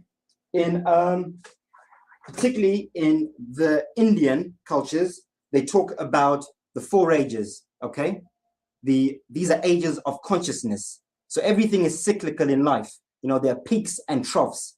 There are times when consciousness is up and there are times when consciousness is down. For all the beings that live on the Bhumandala, there are different beings, different races, different nationalities, all along this Bhumandala, okay? So this is what we might call aliens beyond our ice wall. We might call these aliens, but they are beings just like we are beings here. And they will call us aliens as well. So aliens do exist and outer space does exist, but it's not like we've been told or you know, that it's on the planets, it's on the lands beyond, okay? So this is really important. Really, really important. I need to explain this. The ages. Okay. So the Indians talk about the 4 ages, okay? The Kali Yuga, the Dwapara Yuga, the Treta Yuga, and the Satya Yuga, right? The bronze, no, the iron, the bronze, the silver, and the golden age. These are ages of consciousness, okay? These ages are determined by many things. They're determined by the constellations above us, right? In Greek mythology, these would be the gods. Everything above in these realms, these are the gods and goddesses that look after us, the big brothers and big sisters, okay? The suns and the moons that revolve around us, these were called the Olympians. These are the demigods that look after us subconsciously, okay? They determine the ages. And we, on the earth, on the Bhumandala, we are all the titans, okay? The soldiers that are living out the whole script of the whole thing. So all of this is a stage, okay? We are on the main stage. We are we're on the stage of creation on the Bhumandala, okay? And these are the directors, if you want to think of it in movie terms. These are the ones directing the scripts and the programs, right?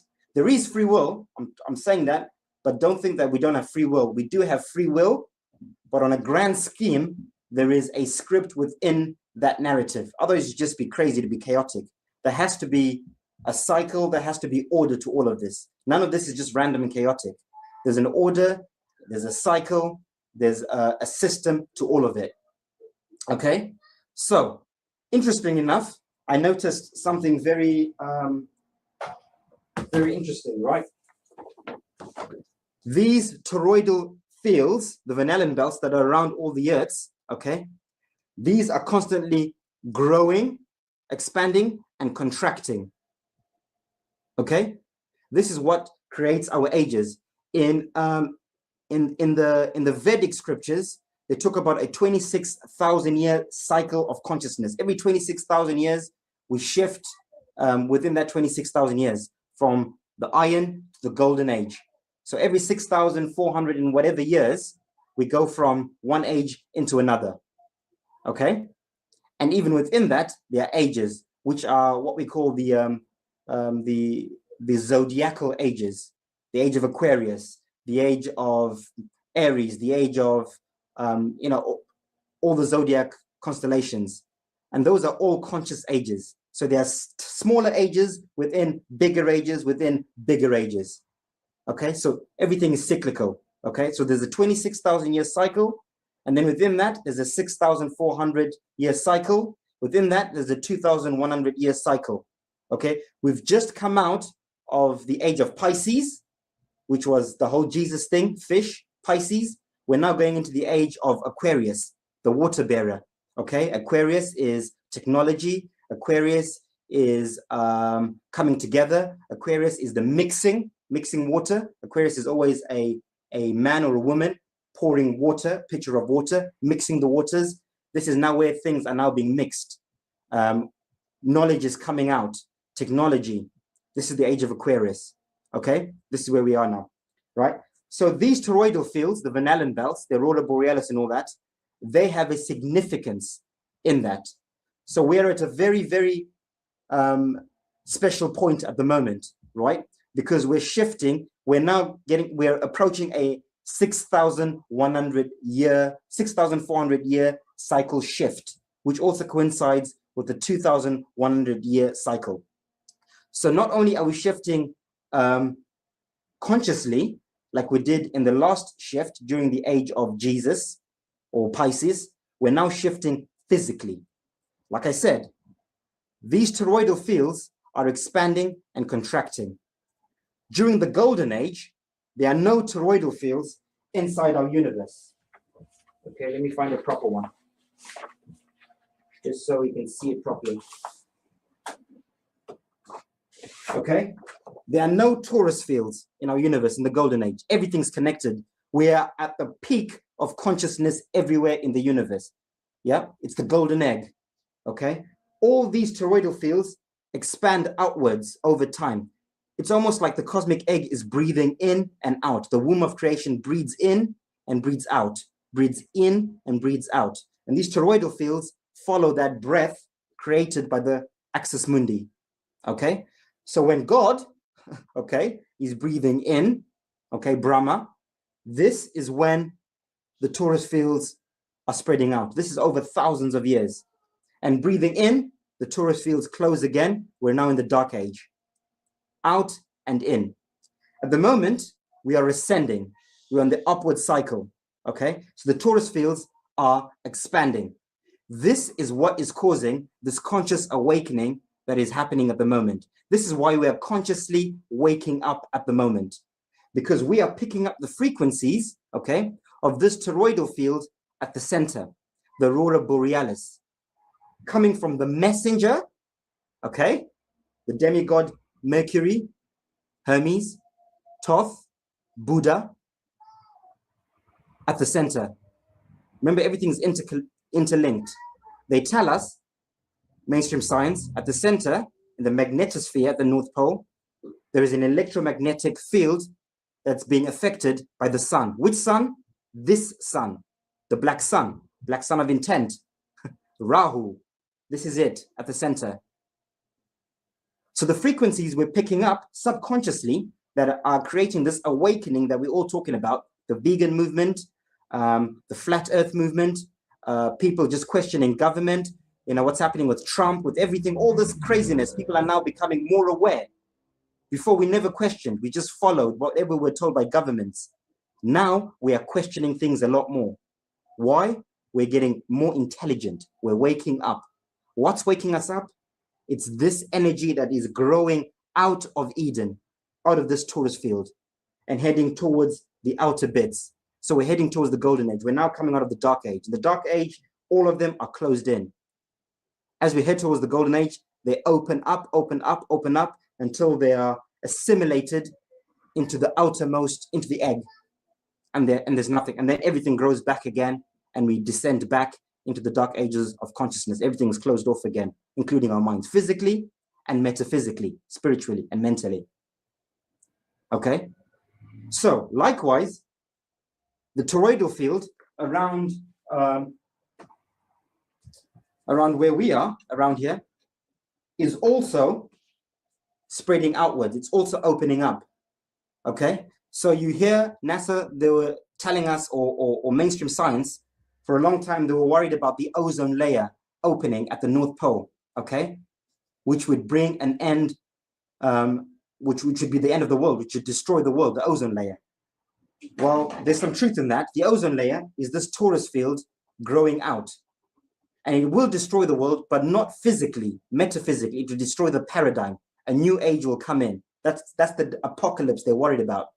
Their paradigm, these elites that run the world, they're worried that their age of ruling over the masses will end. And it is ending because people are waking up. We're questioning now, right?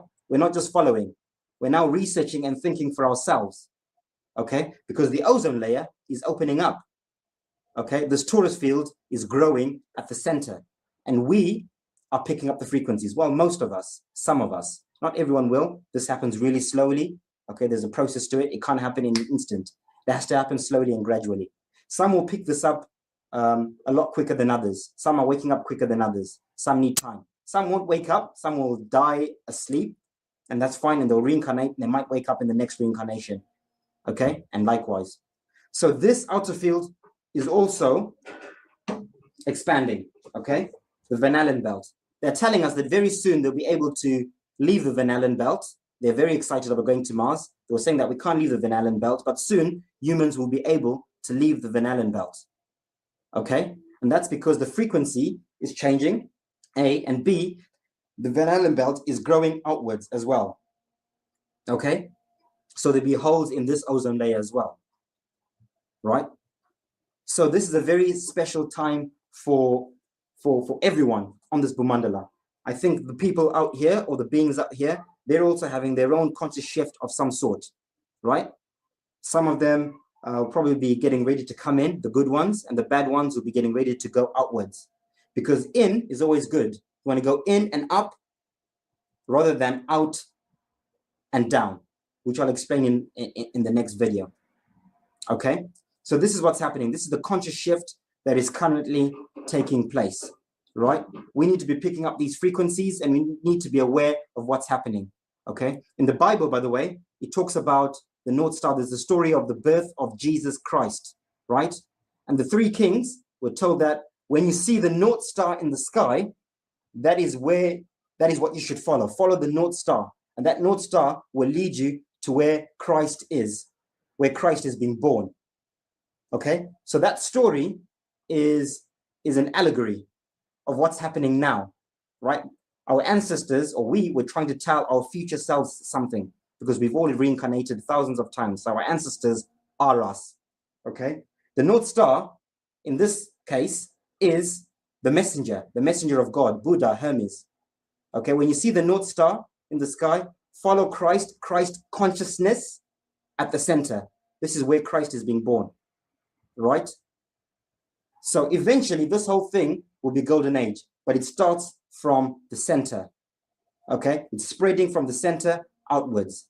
So those who are not in this frequency, are not in this journey, they will run away from this frequency. Okay, they want to go as far away from it. These elites, they want to go to Mars. They're running away from this divine frequency because they are not, it's not their soul path, it's not their journey. And I'll talk about that in the next video. Okay, those of us who are ascending, who are on the way up on the cycle, we are picking up these frequencies and we are being drawn to there. Some are not being drawn anywhere. They're not feeling any of this. They are meant to carry on playing the game on this stage here. They've not learnt enough. They're not ready to move on either way, in or out, right? They are meant to carry on the paradigm here, the new world order here. Okay, the new age. Okay, and hopefully it will be a good one. And I think it will, because we're ascending consciously.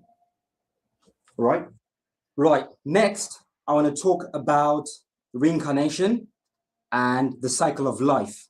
Okay, so this is now more metaphysical. Okay, I can't prove any of this. I'm not saying it's absolutely true, but this is my understanding and perspective based on what I've researched and what I feel, my knowledge, and you know, it could be wrong. If people can correct me, that's fine. If people resonate with it, great. If you don't, that's okay too. Okay, so remember earlier on I said that we're all stars. Everything is a star, and we are all reflections of God, every single one of us. Everything that is conscious is a fragment of the whole being Brahma at the top, okay, God.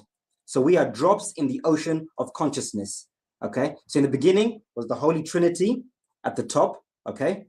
And they birthed many, many souls, including you and me right now, okay? We are souls birthed out of the whole, out of God. It tells us in the Bible, God breathed air into Adam, right? So that air is consciousness, okay? That is what consciousness is. The Holy Spirit, that is what we are. We are Holy Spirits. Everything is a star. All is a tune, all is a moon, as Santos always says. So this is where we were. Remember, we're talking about the different realms, the 14 different realms that the Vedics talk about, okay? And this is where the cycle of life happens. And this is how the cycle of life happens. So first, you're one with the whole. You're there born or created as a soul, individual soul. You then become a fallen angel. So you experience independentness for the first time in this top realm, which is, let me get this correct. Okay, which is the Tapaloka in Vedic cosmology. This is where you experience your first life as a single soul, as an individual soul, right? You then go into the Yanaloka, right? You become a fallen angel again, right? You then go into the Mahaloka, you're a fallen angel again. And all this time, you're falling in consciousness as well. Okay? So the further you are from source, the further down your consciousness is falling. Okay? Right? And up here, you're still in the heavens. You're still an angel, but you're becoming a fallen angel, like it says in the Bible. Okay?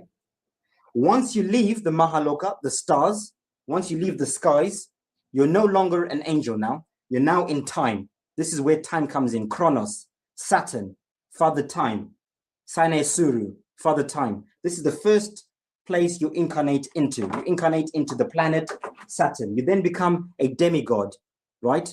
As the Greeks put it, right? You're now influencing, yeah? You're now a director, of the Titans. We are the Titans on Earth, okay? So you do your time in there. You then reincarnate down to the next sun, which is Mars, okay? You're now influencing the beings on those lands where Mars is. And then you incarnate into the next one, which is our sun, Apollo. You're influencing the beings where we are. So right now in the sun, there are beings that are influencing us. So you hear this movement about people saying, I'm sun gazing. Okay, I look up in the sun and I sun gaze and I meditate and whatever. That's because you're communicating with the beings right now, the souls in the sun, subconsciously. That is what prayer is. That is what meditation is. You are trying to connect with souls in all these other realms, mainly in the suns. Okay? From the sun, your next incarnation is into Buddha, Hemrod, into Mercury. Okay? You're now a messenger. Okay? You're getting ready to deliver the message from the demigods to the Titans. Okay? At this point, you're now maybe at 65% consciousness. Okay? You're now ready to descend into the physical, right?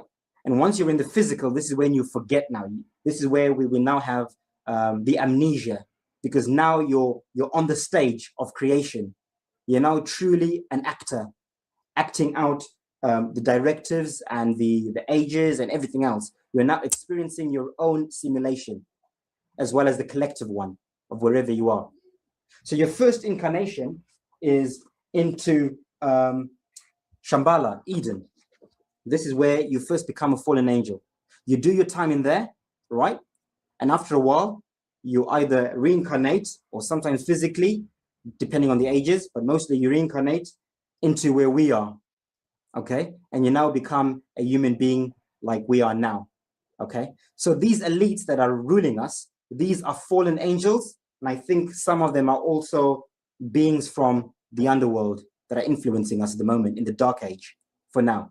So these fallen angels, some of these elites that are ruling us, okay, this is why they've been a lot more intelligent than most of us for a while, okay, because they're fallen angels. They're coming from the center going outwards, okay, right? And we are going the other way, but the scales are balancing, right? We're getting to a stage where we're going to be balancing the scales very soon. Well, we are already, we're catching up. They are falling in consciousness. We are rising in consciousness, the rest of us, most of us, the good ones. Okay, so once you've done your time here, you reincarnate many times through the moon. Okay, the moons are processing centers or reincarnation realms where when your soul dies, you go into the moons, you assess yourself. No one judges you. You're not judged by anyone. You assess yourself and you come back and you work out your karma or whatever you need to work out. Because remember, the meaning of life is birth, experience, growth, and move on. So if you haven't learned enough and you haven't grown enough, you must come back down and play again. Work out your karma and learn as much as you can before you can move on to the next stage. Okay? These beings, because they're fallen angels, okay, they automatically will be drawn to the worlds outside. Okay? Because they're going outwards and downwards. This is why these elites, right, the governments, they're obsessed with going to Mars, the outer lands. They're going outwards. Okay, they're on their way out and down, right? Right, these worlds are not necessarily hellish, as in hell. I don't think so. But I think they're disconnected from nature and from source. There's a difference between intelligence and intellect. So there might be a lot of intellect out here, technology, you know, cities with amazing technology out here, but not so much knowledge, gnosis. Okay, they're disconnected from nature and from things of transcendental things, spiritual things. Everything out here is very artificial, which is what you're seeing at the moment. They're preparing us. Everything is becoming very artificial. Robots, food, money, everything is becoming more and more artificial. Okay, there's this big AI movement happening at the moment. So the beings on the way down are attracted to these things, these artificial things. Okay, I'm not saying it's evil. I'm just saying that is your soul path or their soul paths. And then after that, your next stage will be the outer lands. Okay, Muspelem, the fire giants, whatever that means according to the Norse. After that, 40%, you're now in inner earth. You're now a reptilian, so to speak, inside the first part of the Bhumandala. Okay, I think the underside of the Bhumandala, I don't think this is a physical place you can go. This is where you will reincarnate as a spirit again. You're now a spirit. You don't have a physical body, but you're a dark spirit now. Okay, now you're a devil. You're a Shiva. You're a destroyer. Up here, you're a creator. Down here, you're a destroyer.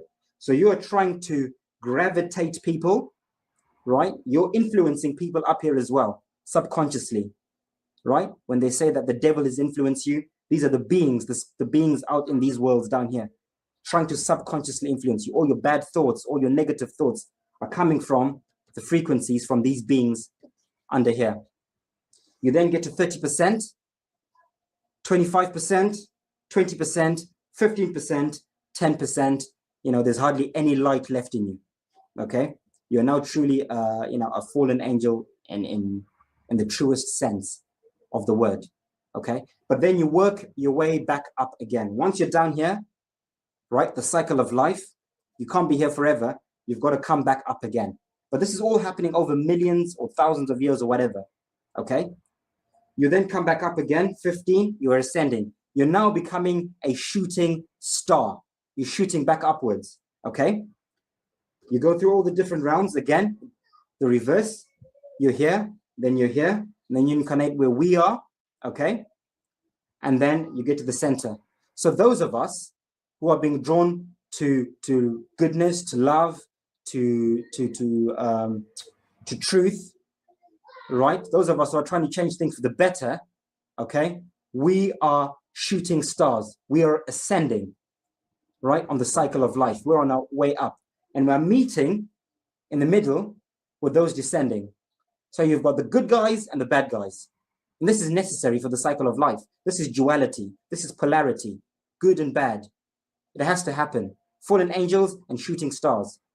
Okay. Now remember, I put the suns on this side and the moons on this side. I did that deliberately. Okay.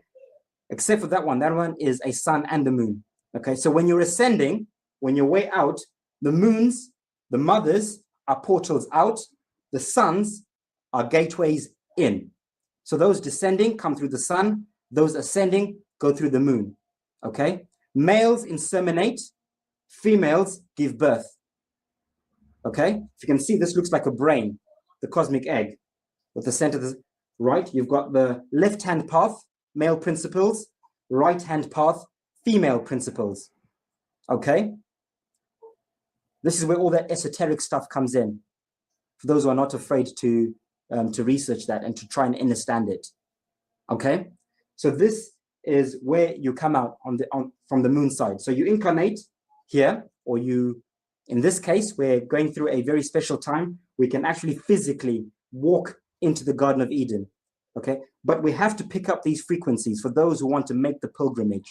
Not everyone will want to do this or can do this, but those who are ready to ascend, those who have learned everything they need to learn, right? At the center, here where we are, there are those who are ready to move on to the next stage of life. Some need to incarnate, like I was saying, a few more times before they can move on. Okay? Others are ready to move on to the garden, to the center, to the next stage. I've done my time here. I feel like I need to move on. Okay? I need something new. I need a new experience. So this is where veganism comes in, or vegetarianism. This is where truth, love, and all those things come in, the garden, disconnecting from artificial, trying to connect with nature, sun gazing, loving animals and nature and all that. you're preparing yourself for the garden. You have to prepare yourself, because if you don't, you cannot be able to withstand the frequencies here, because the frequencies in this dimension are much, much, much higher. Okay? So if you want to make the physical pilgrimage here, you need to be prepared. Okay? Because if you don't, you will just get, your body and your soul will not, you get zapped and you'll just reincarnate back here again, back to square one. You'll die on your way there. Okay? Because the Van Allen belt, the frequencies there, you will not be able to withstand them. So those of us, you hear me talking a lot about this pilgrimage to the North Pole. Follow the North Star when the time is right. I'm going to make a little prediction. I know they say you should never put dates or make prophecies, but I am. I'm going to say Vision 2020. 2020, I think this Aurora Borealis of Van Allen belt will be high enough for us to see the North Star, for us to see Mercury. This is planet X that they talk about. This is planet Nibiru. They say that comes around every 26,000 years to destroy the world. This is it. But it's not a physical destruction. It's a metaphysical destruction, a new age. Okay? So when the time comes, and I think 2020, those who see the North Star and want to make the pilgrimage, not everyone, okay?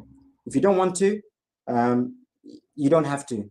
Your next incarnation could be in there. You can stay here and stay for a bit longer, and when you ascend, or when your body dies, your soul can ascend into there and reincarnate into there. But I certainly feel like I want to make a physical pilgrimage when the time is right. Okay, when the time is right, we will make a mass pilgrimage, and we'll know. It also says in the Bible that Christ will come like a thief in the night. Okay, what's Christ? Christ is the energy, Christ consciousness, the energy coming from this toroidal field at the center, from the messenger of God. That's Christ. That's coming like a thief in the night. I had my awakening last year, right? Overnight, like most people. One day I was on a spinning ball, I was eating meat, I was, following money. Something happened to me, my life changed. I realized where we are. We're not on a spinning ball. I changed my eating habits, etc., etc. My life changed. I became a better person. Okay? Christ got me. Christ consciousness came to me like a thief in the night. I wasn't expecting it, and it just happened. And I'm sure many watching this now have had a very similar experience. Okay? So this is where we are, right? So once you're there, you live out your life in the Garden of Eden, okay? This is a very natural place. There's no technology. Well, there is technology, but it's more of a natural technology. It's a different type of technology. It's not artificial, okay? Nature has got magic. Magic exists, believe it or not, but I won't go into that now. It does exist. So the technology out here is a magical type of technology. It's not artificial like out here. Okay?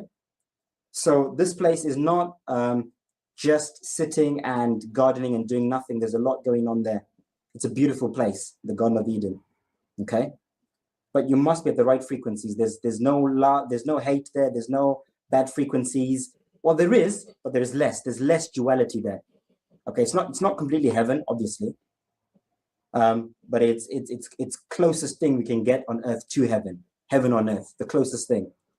Okay, and this is where myself and many are being drawn to go. Some are not ready. Okay, this is the middle ground. This is half artificial, half Garden of Eden. You're in the middle of the two worlds, middle of nature and technology. Artificial technology, natural technology, the middle. We're stuck in the middle. So some are being drawn to this artificial technology, others are being drawn to nature and natural technology.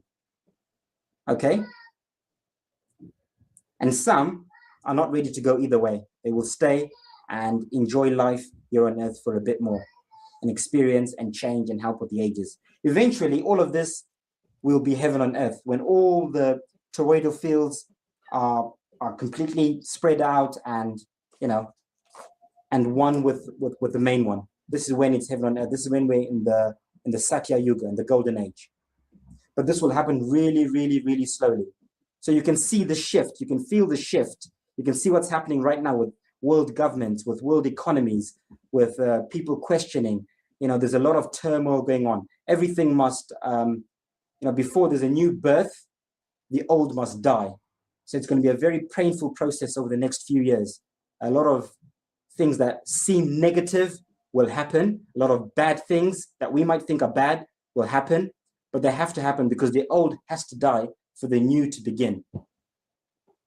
Okay? Because we're getting into a new age now. And these elites, they know this. Okay? And they are shaking in their boots because we're catching up. We're waking up and their consciousness, they're getting dumber. We're getting smarter. Okay? This is why they are trying to destroy everything before they go, because they have to go. They have to go. They cannot withstand this frequency. This frequency is hurting them. This energy being sent from the center is not good for them. They do not like it. This is why they're trying to destroy Europe. You see this whole agenda in Europe with the whole immigration, divide and conquer, black versus white, immigrants versus not immigrants, etc., etc. They're doing that on purpose, divide and conquer, because they want to destroy everything here before they leave. If we can't have it, we want to burn it before we go. And then you can stay behind and rebuild it on your own. That is the agenda, ultimately. And they'll go out to Mars, running away, and eventually they'll be pushed so much out because they're on their way down. And only the good ones, the ones ascending, will be here during the golden age. Okay? So, going back to the cycle of life, once you get to ascend into the messenger, when you're a demigod, you get into the moon, you get into Venus, you do Jupiter, you're doing your time in all of those, you're raising in consciousness. And then after that, you become an angel again, right? You're a shooting star here. Now you're an angel again. At 85%, you're ascending. Okay? Now you're influencing things up here. You're a director of everything. You then ascend into there, 90, 95. And then after that, you don't become one with the whole. Now you are free. You exit the cosmic egg through the cosmic highway out into the multiverse. You're now free to explore and experience life in other cosmic eggs, in other experiences, in other worlds, in other universes. Okay? As a free soul, you are free forever. You will never die. Right?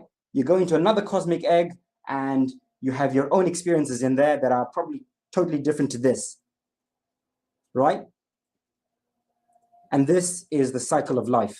And new souls will be being birthed. They do the cycle, they go out, and this is continuously happening. Cycles of life, of consciousness, of stars. That is what we truly are. We are stars wrapped in skin and flesh and bone, soul, spirit. And even science, quantum science, is starting to realize this now. They're starting to tell us that we're not just flesh and bones. There's a lot more going on. And it's obvious to most people now. I think those who are awake know for sure. Okay? And that is the cycle of life.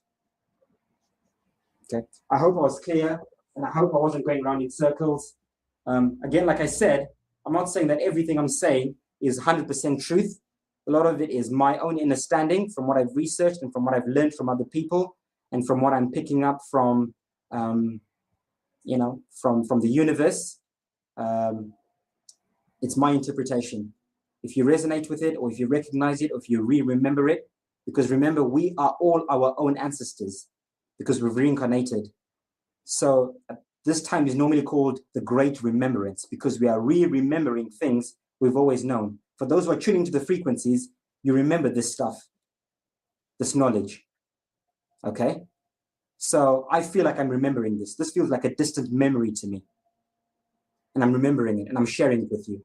And I'm seeing when I speak to people, a lot of people recognize and they go, oh, do you know what? This sounds familiar. It sounds right. I don't know if it's fact, but it sounds right because your soul is remembering. You're waking up. So if you resonate with it and you get it, great. If you don't, that's fine too.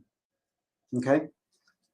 By the way, I also think that there are souls here on earth right now, right, who are here to help. So perhaps they've ascended already a few times. They may be a few steps ahead.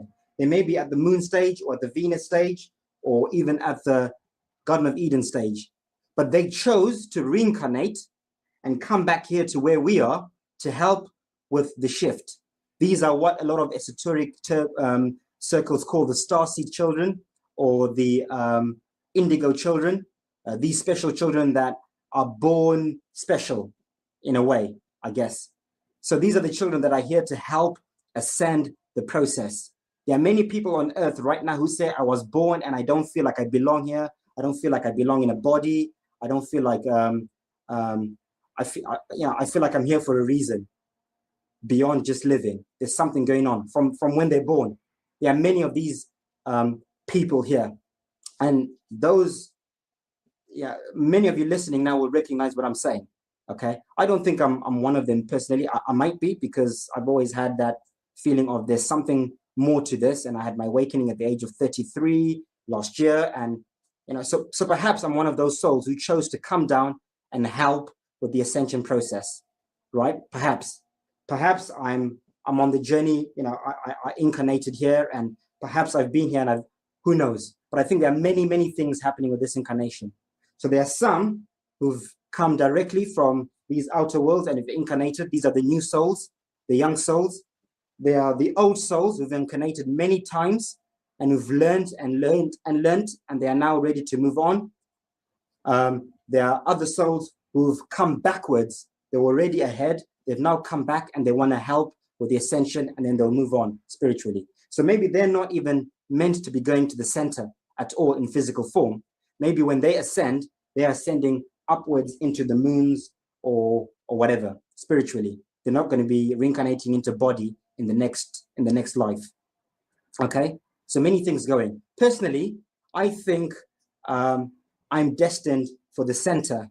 Okay, I still want to experience life in a physical body, but certainly not in the conditions we're in now.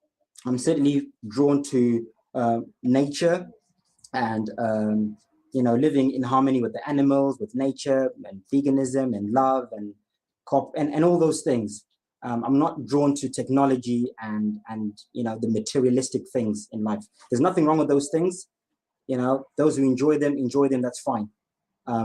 But there are many of us who feel more drawn to nature and to that side of things. Okay, and that's my journey. So I think for sure, this is my next incarnation, the center in physical form. Okay, I just wanted to put that out there. Really nice, well done. That was very, very well done. To explain the cosmos in under an hour, you've got to be, you've got to have the whole concept conceptualized. You've got to have it clear, and you've done that. That's brilliant, and you've syncretized lots and lots of different things. You've salvaged, the heliocentric, ridiculous, explanations, but you've found the truth in what they're trying to say and how to explain it properly. Because this is what I do too. For instance, one example, the atom. They tell you there are three things: the neutron, the proton, and the electron, but they don't understand. There are three things, but they don't understand what those three things are, because they're giving it a particle, whereas there are no particles. Yeah. You see, so yeah. So, but you can salvage it, because more or less they're aiming at in the right direction. It's just that they're never really allowed to explain things completely truthfully. They're just not allowed to, because then we just wake up so quickly. So look, that was really, really well done. I'm glad you recorded it, because I think you should put this up straight away. Give people this will give many people a lot of aha moments, all kinds of people. I think it'll give people like the concave earthers something to think about. Yeah. Even the square, diamond, rectangular earthers. It's really, really going to give them a lot of inspiration. Now, I do have difficulty with one thing, Venus.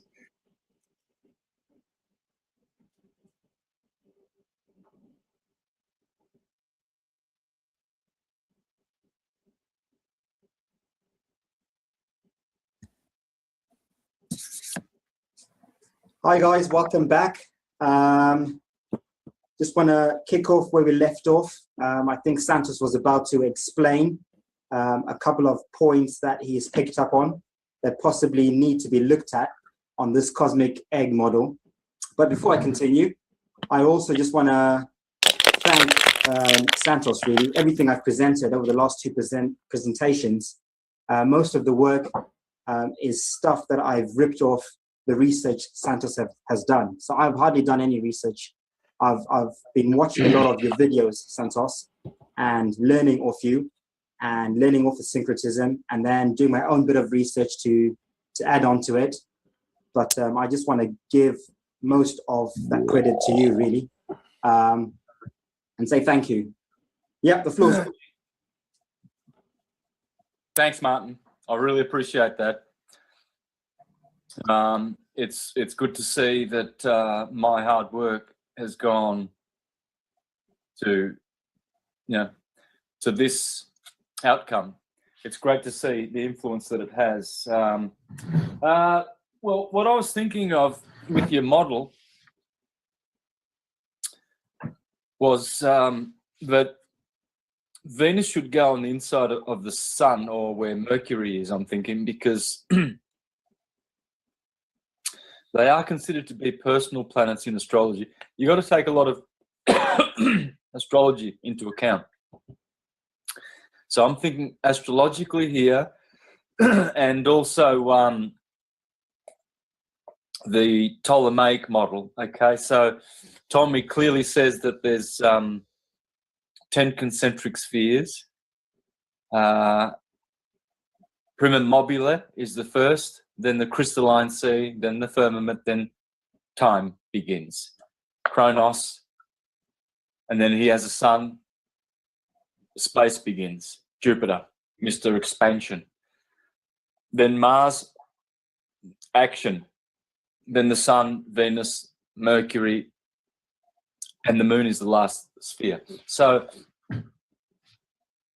Venus, Mercury, and Moon have always been considered to be subsolar.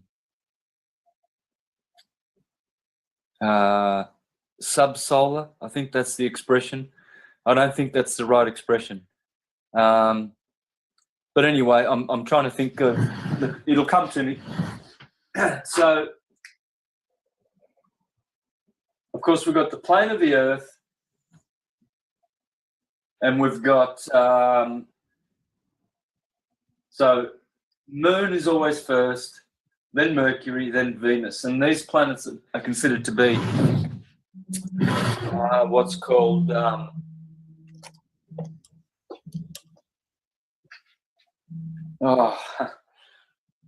word just won't come. So we've got the sun here. Then we've got Mars, Jupiter, then Saturn. Okay, so I can see what you're doing with the moon. It's in with the sun in the second sort of.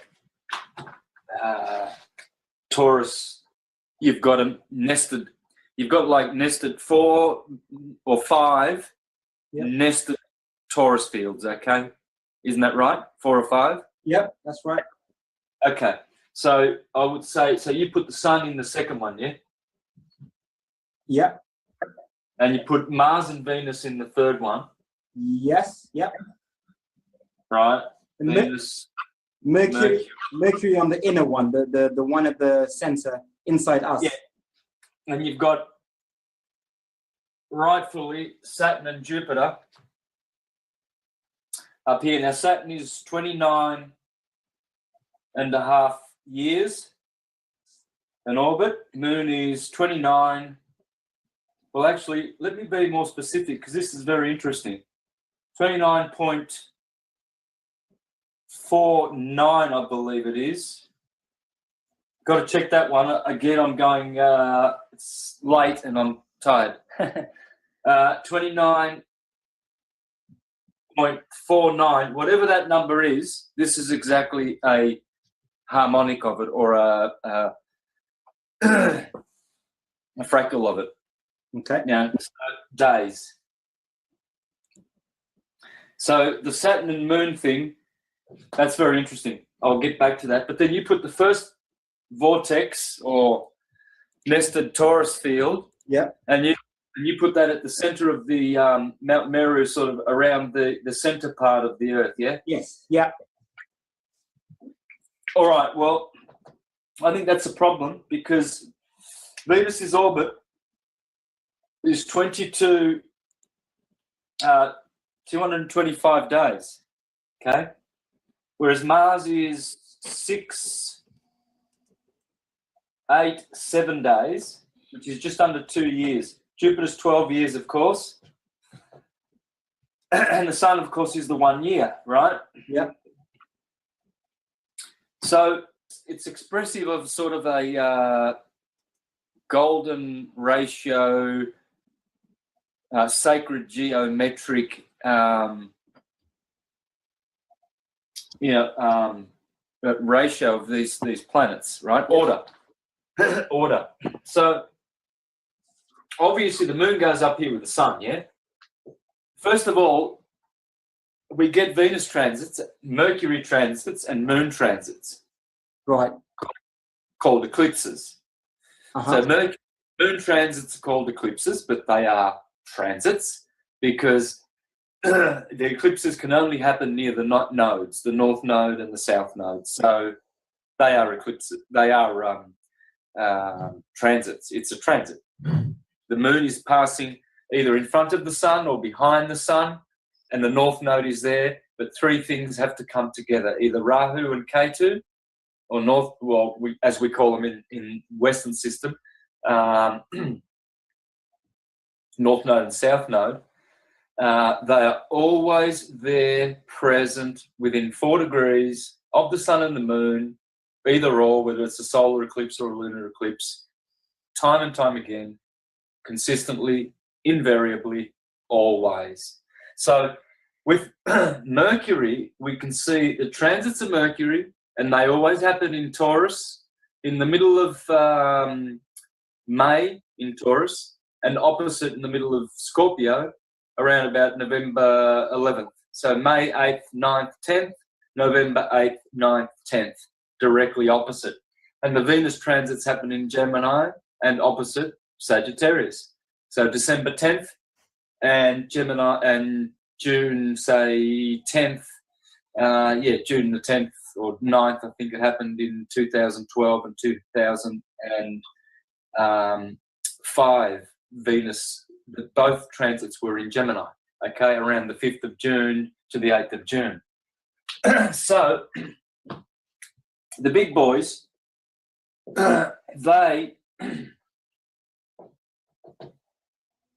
we don't see these transits. So you can see how these guys definitely, Mars belongs to that sphere, and Jupiter and Saturn belong to this fourth nested vortex, or there could be just straight out 7 of them, and Well, this is why, Santos, I was saying on my mod, this is why I was saying that perhaps the suns, or what I call the suns, Saturn, Mars, Apollo, they follow, they run along the actual vortex, whereas the moons, they are in between. They're in an imaginary, on an imaginary path. They're not on the actual, what is it called? The actual vortex. They're in between. So if we were to conjunct them, right? I don't know if it's on me at the moment, the screen. yeah, yes, it is. I can see you. Okay. So if we were to conjunct all these planets with Polaris, like that, yeah, they would fold into each other, all the different planets. So then you'd have Mercury, Moon, Sun, or Mercury, Moon, Venus. So maybe Venus on its path is actually below the zenith of where the Sun would be, at its zenith, at its peak, if everything is conjunct. If everything was conjunct there, it would be Mercury, Moon, then Venus, then the Sun above it at the top, and then you'd have Mars, Jupiter, and Saturn. So these ones are following that line, whereas these ones are actually in between. They're not actually following the line. They're in between the line. They're on an imaginary eclipse. I said that the suns and the moons behave differently. The suns are following that actual ecliptic path on the torus fields, and the moons are in the imaginary one. So there's another toroidal field that is maybe not as physical. It's more, it's transparent that they follow. So if they're all conjunct along the axis and the sun is at its zenith, then and if you pull the moon in to where the axis is, the moon would fall slightly underneath the sun. I don't know if that makes sense. Yep, I get you. Yeah, what is the reasoning for having Venus outside of the sun? How do you... Only because I'm trying to understand if Venus was within our toroidal field, surely we should be able to see her more clearly as we see our sun and moon. The reason why we see our sun and moon so clearly is because they're within our toroidal field. So I would imagine that anything outside is why we see them as shimmering luminaries, because we're seeing them beyond our torus field. It's being obstructed by the toroidal field. That's why they look like they're shimmering in water, those suns and moons. It's because of that. So I'm trying to understand if Venus was within our toroidal field, surely we should see her a lot clearly, the same as we see our sun and moon. And if she is, and we don't, then why don't we? If she's within our toroidal field, if she's within our atmospheres, the thermosphere or mesosphere or wherever, surely we should be able to see her a bit more clearly, more often. Yep, I hear that. I'm just being an astrologer. I see Venus and Mercury are always near the sun. Okay, so I'll give you an example. Okay. All right, these are some famous people I've got here. Let me see if I remember who. Oh yeah, I know who this one is. Marlon Brando. Okay, Arian. I'm not going to do his I'm just. I will one day. That's why I got these made. But you see Venus and Mercury. Yep. And there's the sun. They're always near the sun. Okay. Okay. So Mercury can never be more than 28 degrees away from the sun. So he's always. It can only be in the sign of the sun, which in this case he's not. Is in the 28th degree of Pisces, and the sun is in the 12th degree of Aries. So they're still only 14 degrees apart from each other. That Mercury can only be another 14 degrees further away from the sun. Venus, 48, okay? So let's have a look at another chart. Who we got here? Elvis Presley. There's his sun, there's Mercury, there's Venus. Again, they're always near. And look, and all the other planets, Mars is way over here, Jupiter. All right, so let's have a look at another one. Who's it? Oh, yeah, this one is.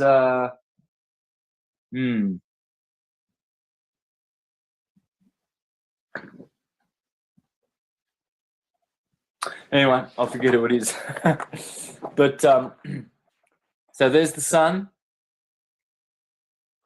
There's Mercury, there's Venus. Venus is really, really, she's an evening star. As you can see, the sun has set. Yeah. So, yeah, so in this case, Venus is setting after the sun has set, obviously. So, but when she's here, she'll be rising in front of the sun, right, at the ascendant, right? So, but she's behind the sun now, right? So, but that's about as far as she can be, right? So this is the thing. I always see. Here's another one. There's the sun. There's Mercury close to the sun. There's Venus forward of the sun. In this case, more Venus was rising first because she would have been about here and the sun would have been down about there, and then she's up here like that. There they are now. So she's forward of the sun. So, but that's about as far as you'll ever see Venus. Venus. She can only be 48 degrees away from the sun. So seeing this, what you're seeing is as the sun just keeps going like this. Yeah. On the ecliptic, right ascending. Yeah. On its azimuth. Yeah. You see, what's happened is you've got Mercury will come along like this. Well, I'll have to go slower. Sorry. So you've got sun. Yeah. Going, and then Mercury will be doing this.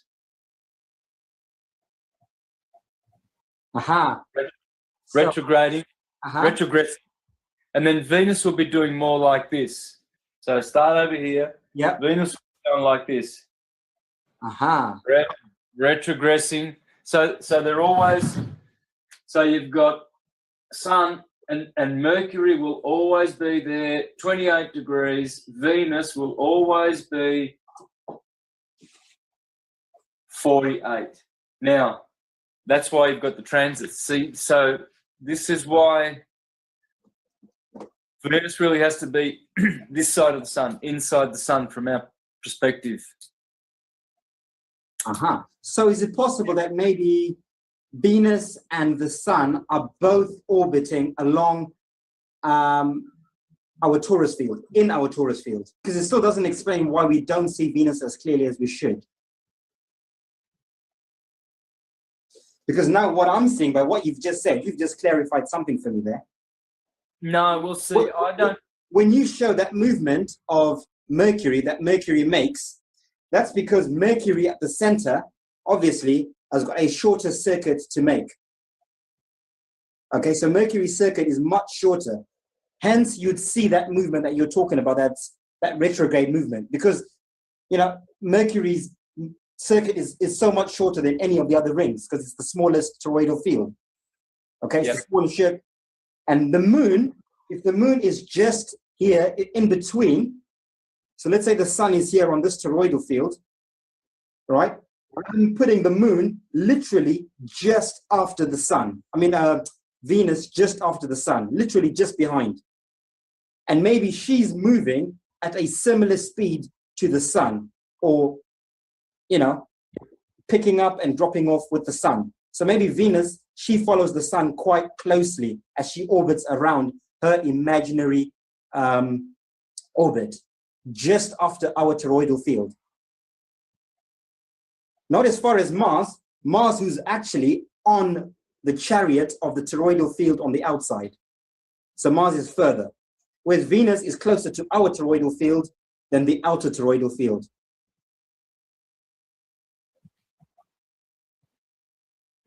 Yep. That's how I'm. So when you were showing those movements, I saw that straight away, and that was an aha moment for me. Because if you look at it from this perspective, right? You've got Mars, who's pretty much running along this toroidal field, the outer one. Okay. We've got the sun on our toroidal field, and Venus would be close to the sun. If the sun is here, Venus is just behind the sun, closer to our Van Allen belt than the outer one. And then you've got Mercury at the center, obviously because she's at the center and her or his orbit is much smaller. Naturally, she would look like she's following the sun more. because there's less of a gradient for them to make up. Because it's a smaller toroidal field. Yeah. Yeah. I'm not sure. I'd have to sort of draw it all out and think about it and ponder it. But it's possible. I mean, no one has ever been able to nut out the heavens perfectly. Yeah. Otherwise, you're talking about it, So, but you have to thrash it out. Yeah. And put it on the drawing board properly. See, if the sun is doing daily circles, then that year is not actually one loop. It's 365 loops. Yeah. How it would work.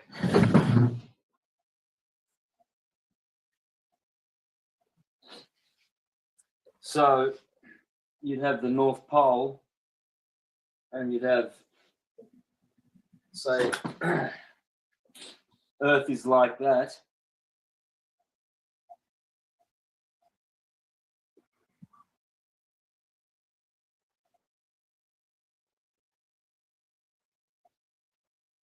All right, so there's the North Pole.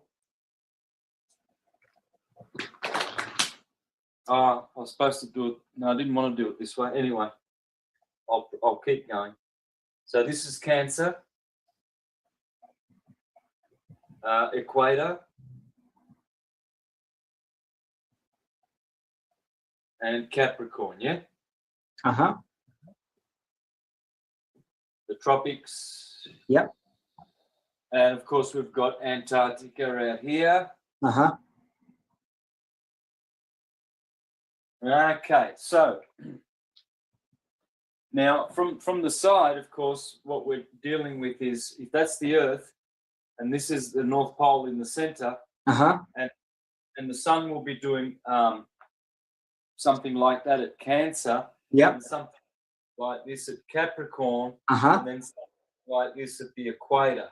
Yes. So you've got ramping up and down of the sun. Yep. But the sun is doing 365 of these. Uh-huh. So Venus, so the point is Venus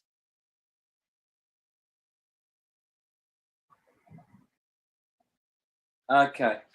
So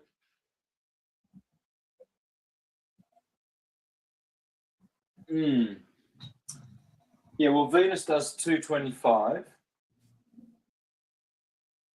So what you've got then is, you've got, say, on December 21st, the sun hits the Tropic of Cancer, Capricorn, and Australia will be down here, say, like that. And then 3 months later, gets to the equator, and that'll be March 21st, the equinox. 3 months later, it gets to Cancer, June 21st, solstice, summer solstice. And Europe is, well, it's all on, it's all inside there. So you've got, all right, the northern. Then we're on the way back down, 3 months later, that'll be September 23rd. So equinox, solstice, solstice. Mm-hmm. So if the sun is out here at the Tropic of Capricorn, Yep.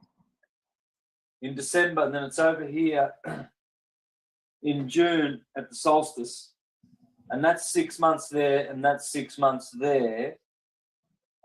So it's doing 365 of these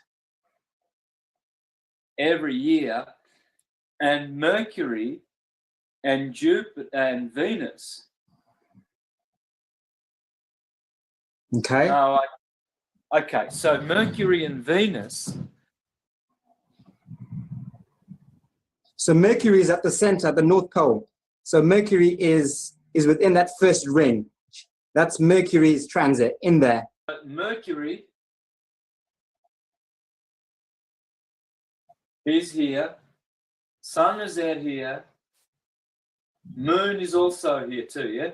The limit of the sun, yeah? The limit of the sun does not go out here. So if that's the Tropic of Capricorn and you're over here in Melbourne, and they say that the sun is rising south of east, right? So it's rising even more than the Tropic of Capricorn and the equator, which will be somewhere out here, actually. So that's what they're saying about that. But I mean, we're talking about electromagnetic phenomena in the fourth dimension. You know, we've got it's like the sun is a personal objective projection. You know, that is operating in laws that we just we can't really comprehend for a start, because I mean, even the quantum physicists, there's nothing that they can tell you that conclusively that is a scientific fact, because they're also telling you always that they're theorizing, aren't they? Yeah. So they have never concluded anything. I mean, Copernicus was theorizing about his revolution. He says, look, please don't take this as absolute fact. It's only useful for explaining certain phenomena, you know, which means from one, explaining the relationship between two observed movements in the heavens, for instance, right? So it explains that. He says it's useful for that, but it's not a true model. Same with Newton. Newton was always stressing that it's hypothetical what he's doing, and the hypothesis and the theory, and what if, you know. So, but okay, well, let's get back to this then. So we've got three objects here. Mercury, always inside the tropics. He never comes out to the tropics, yeah? Yeah. Never comes from there to there. No. Okay, so Mercury's always around here. And then you've got Sun and Moon. This makes sense. This makes sense. This makes sense. Okay, to me, right? But to have Venus out here with Mars in the third Taurus field,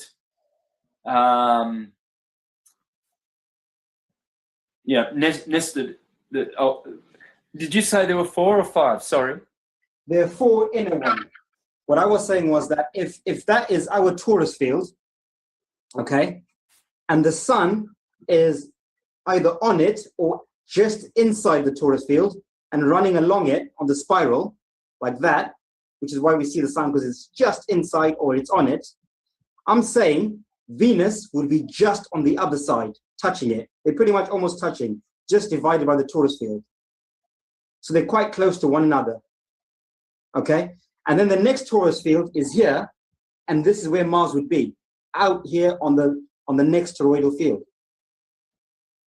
So technically, Venus and Mars are in the same jurisdiction, Sun and Moon, but Venus is very close to Apollo. They're almost following the same path. They're always together because they're just on the other side of our toroidal field, and the sun is just on the other side. That's the affair that Apollo and Aphrodite are having in Greek mythology. And Mars was jealous of Aphrodite having an affair with Apollo. That's because they follow the same path. When in actual fact, Mars and Aphrodite should be together because they're the sun and moon of these outer lands together. That's how I've reconciled it. Yeah, I like that. I mean, that's lovely. Now, for me, I have to astrologically see how that works. So Yeah, of course. yeah, of course, we know with the heliocentric model, the year orbit of the sun, or well, they say it's the Earth, of course, orbiting around the sun. So there is a one revolution, even though they say the Earth is rotating 24 hours, so 365 rotations around the Earth goes orbiting around the sun. So there is a one, Yeah. one revolution there. Uh-huh. Whereas we're dealing with, so June, Yep. September, Uh-huh. December, Uh-huh. and then it winds back in. Yep. So the sun's torus field is like a breathing, expanding, compressing from tropic to tropic. So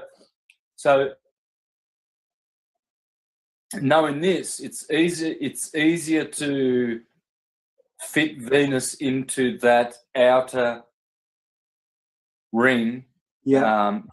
with Mars, because now we see that Venus is also going around daily along with the sun. Has to be. Absolutely. So, yeah. So this 225-year a day other cycle that's going on, which we call an orbit of Venus, which it is not an orbit of Venus. Yeah. That must have to do with it just has to do with where Venus goes from evening to morning star. It's just which has to retrogress. Yeah. So she advances in front of the sun 48 degrees when she's direct. Then she retrogresses and she's behind the sun 48 degrees.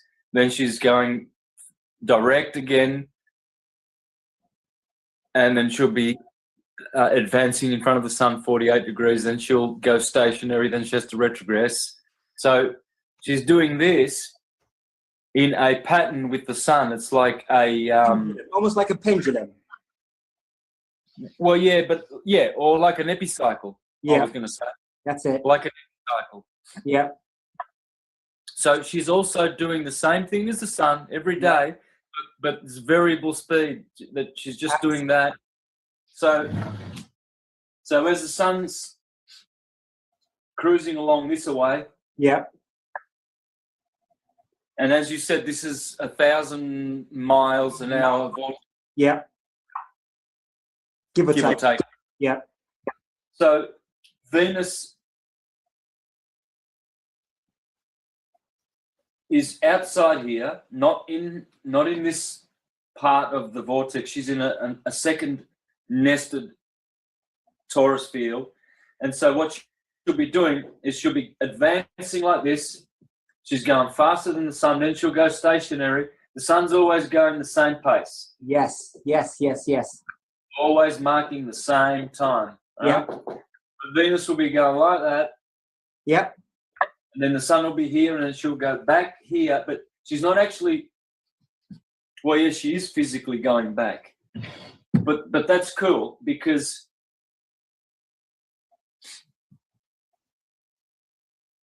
wherever the sun is, she will always be around the same area. She'll be doing this. Yeah. Following the sun, more or less, Yeah. Yeah. So, yeah. Well, the other thing is... That's beautiful, Santos. That's beautiful, yeah.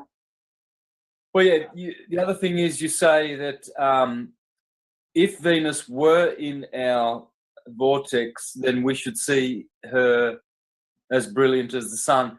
I don't know about that because look at the moon. The moon's the same size as the sun, yes. I think originally, yes, they, originally, at their,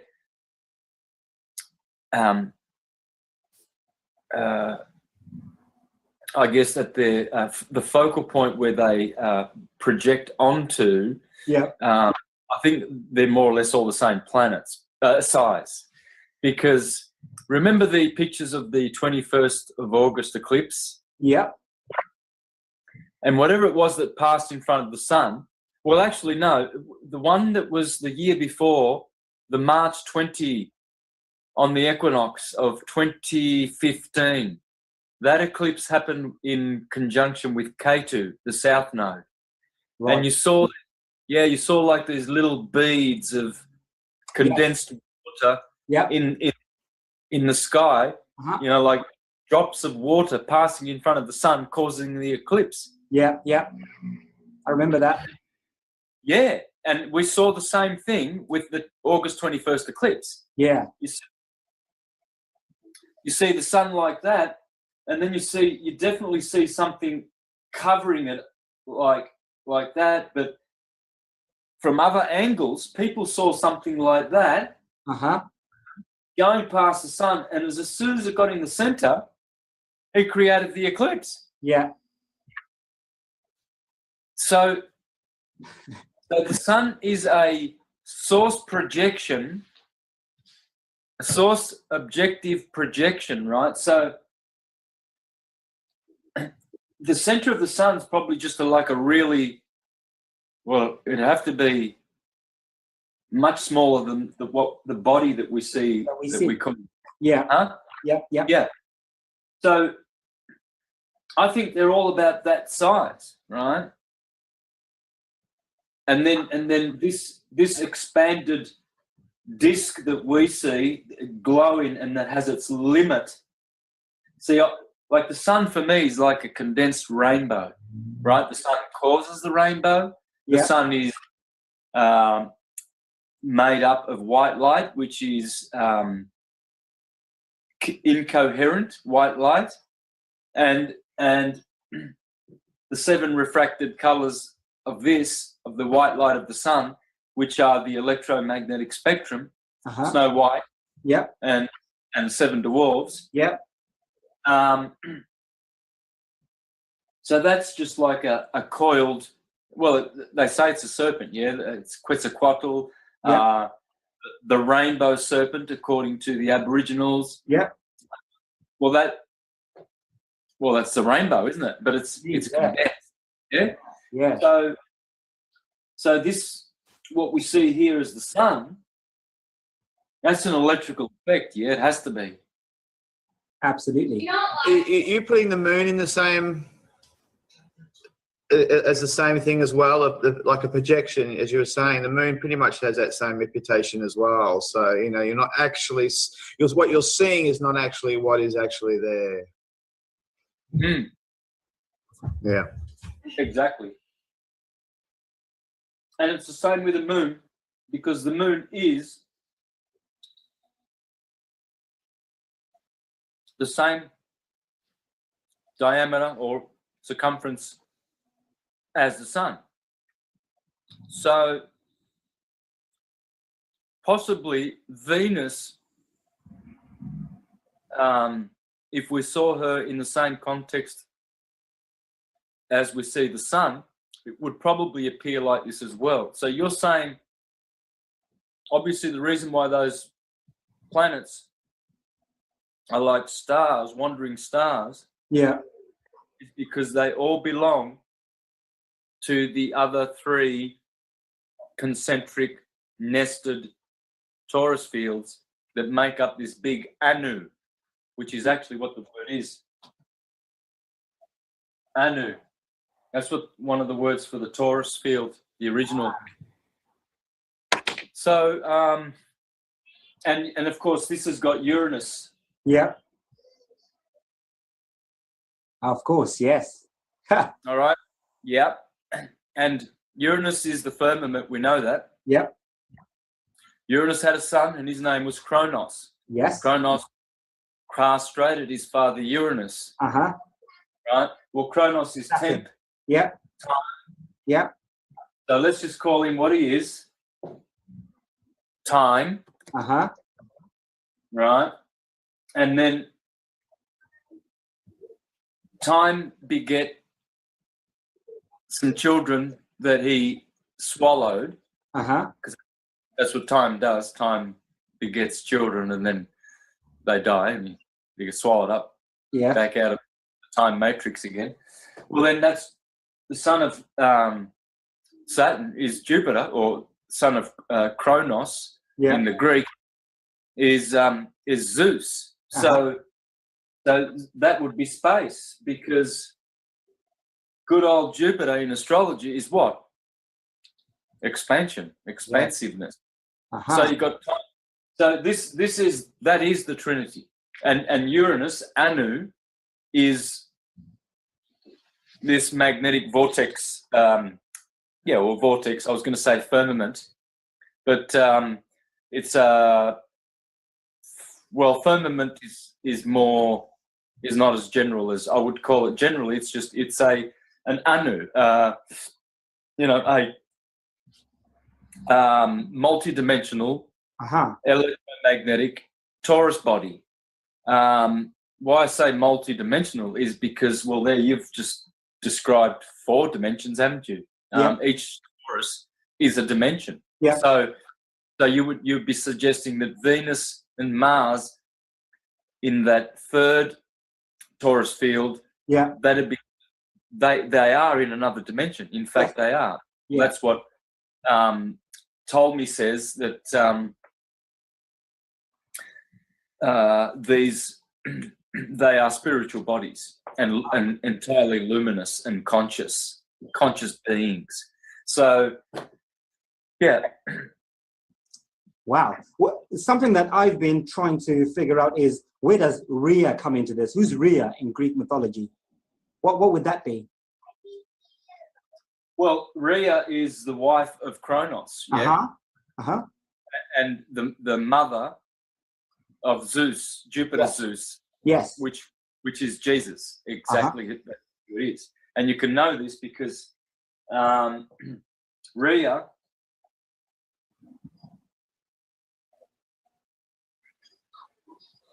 becomes Mother Maria, Uh-huh. and her husband Saturn, Kronos, Set becomes Seth,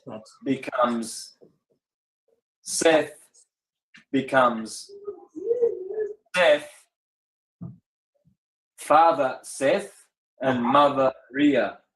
So Saturn and Rhea beget a son, Uh-huh. Zeus, Jupiter Jesus. And so it's the same story. Jesus, Joseph, and Mary. And again, Kronos was the the foster father, wasn't he, Uh-huh. of Zeus, because he didn't bring him up. Yes. It's the same story. So Santos, so would Rhea be the name that would Rhea be the name of the 4th toroidal field? Well, Would that be the name of? look at the name, brother. Look at the name.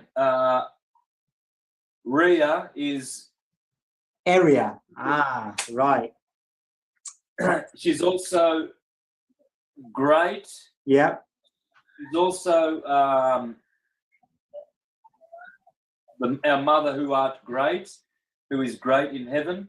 She's also the bread, the cereals. Whoops. Rhea, bread, because time and space, Uh-huh. Saturn and area, Uh-huh.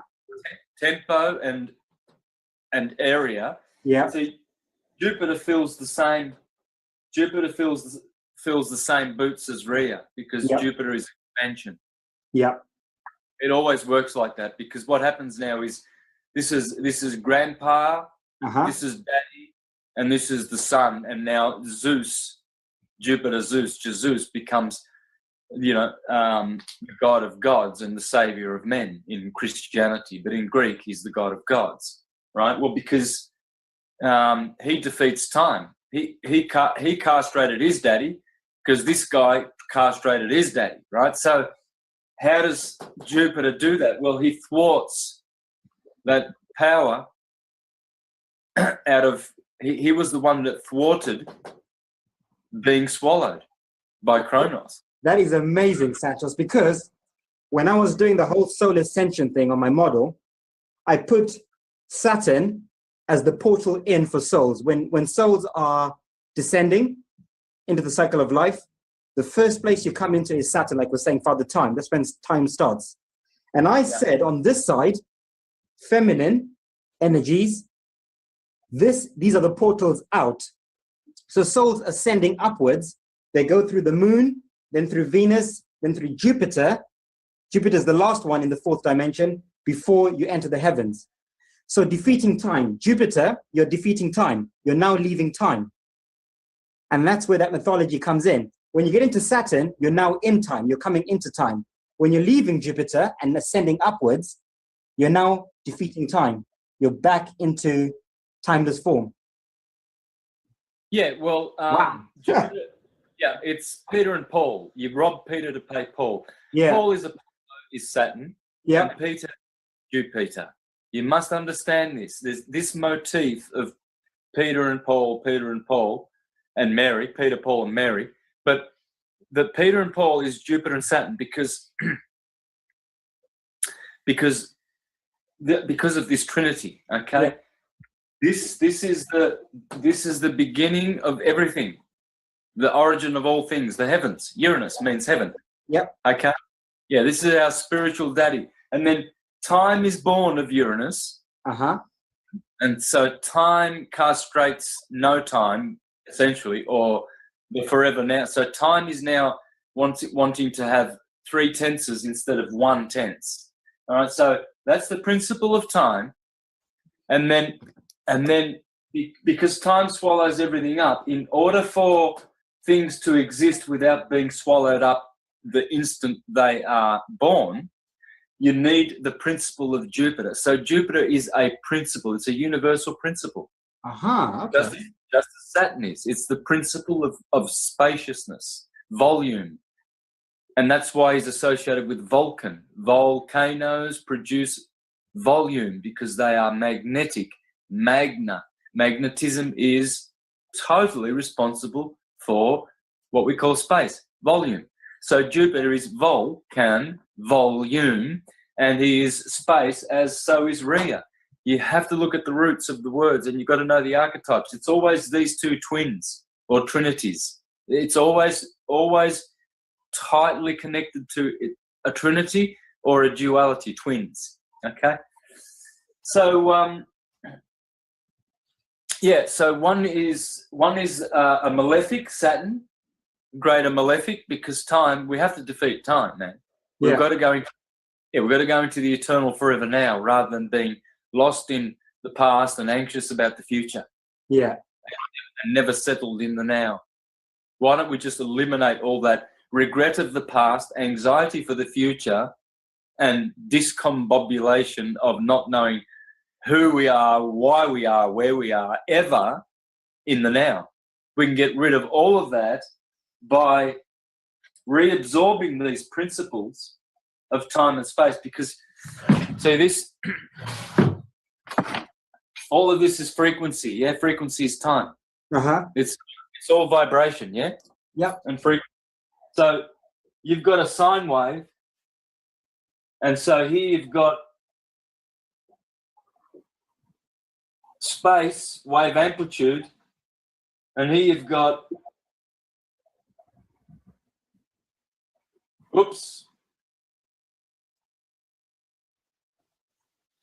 time, wavelength. This is vibration and frequency, you see. So time, Saturn's marking time, and Jupiter is making space for the time to manifest in. So they are father and son. They castrate each other. It's just like Cain kills Abel. Isaac tries to kill Esau. They're not killing each other literally, because it's not. It's talking about this. One brother has to kill the other brother. You know, positive must kill negative, otherwise it can't go back to be positive again. And they're changing natures, flipping over. Radharani and Krishna, you know, Mary and Jesus. And it's all basically just the yin and the yang.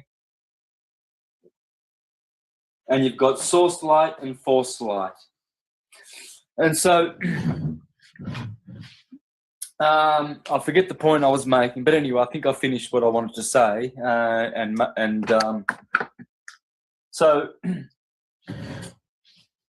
that principle, that is the principle. So having Saturn and Jupiter on the outside ring makes a lot of sense, because Saturn is the beginning of all things. All things begin in Saturn. But then they say all things begin in Jupiter, because Jupiter is air. Well, air is hot and moist. Yeah. And hot and moist are the two benefic humours of Jupiter. So, whereas Saturn is cold and dry, so time, it's cold and dry, man. There's no doubt about it, isn't it? Yeah. Space is hot and moist. Yeah. And those are the humours of Saturn, the greater malefic. Whatever is dry and cold cannot grow. Plants can't grow in the dryness if they're dry, nor if they are cold. They need Jupiter, which is the two good humours, which are heat and moisture, right? So, and that you see how heat creates expansion, whereas coldness contracts. So is that also reminiscent of the toroidal fields breathing in and out, creating the ages? So when Yep. the torus fields are outwards, that is the expansion, is it, as you're saying?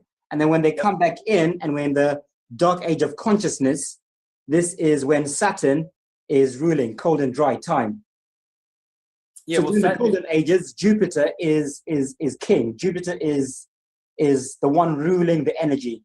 And during the darker ages of consciousness, when all the toroidal fields have closed everything in, this is when Saturn is ruling. yeah. Saturn is the contracting in breath, Yeah. and Jupiter is the expanding out breath. And the Taurus field is always doing this. Hence, you have the tides Yeah. of the ocean. You have the earth heaving and then resting and heaving. The earth is always. I learnt this when I was selling a house, new home salesman. I did that for 4 years. And you had to go out and do testing the ground, the soil, the quality of the soil. Was it A soil? Was it B? And all different grades of soil to build on. So the builder knew how much to put in the foundations. Yeah. And but I learnt about this heaving. You see, Yeah. certain soils heave a lot in the summer and in the summer. Yeah. In the winter with all the moisture, and then in the summer they withdraw, and so the house can get cracked. It can crack with certain kind of soils. So this is the breath. Everything is breathing, you see, and Saturn is the principle of everything coming back to oneness and contracting. Hence, Saturn is strict, stern, disciplined, has boundaries, clear boundaries, right? Whereas Jupiter is expansive, loose, and the opposite. So it's always Peter and Paul. So right now, as we speak, as we say, we're on the upward cycle of consciousness. Jupiter is on her way to taking over from Saturn, basically. Yep. That's a good way to put it, right? Well, Jupiter's never going to defeat Saturn, or vice versa. Yeah, they work in tandem, obviously, breathing in and out, like you're saying. Yep. But now the breath is going outward, isn't it? Whereas we were breathing inward consciously, we're now breathing outward consciously. We're now expanding, heading towards the golden age, so to speak, of openness, of no toroidal fields, we're all one, the whole Bhumandala, all the worlds, we're all connected, we're all one, open. Yep. Yeah. So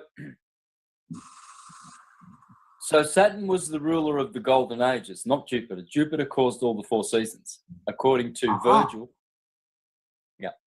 So it's the other way around. No, it's correct how you had it. I have to add this to it because you have to understand that what you said is correct. Yes, but in another modality, it's the other way around. Depends on which modality. Okay, so Saturn. When Jupiter castrated Saturn, the golden age ceased and the 4 seasons began. Okay, because that expansion of Jupiter unbalanced the ages.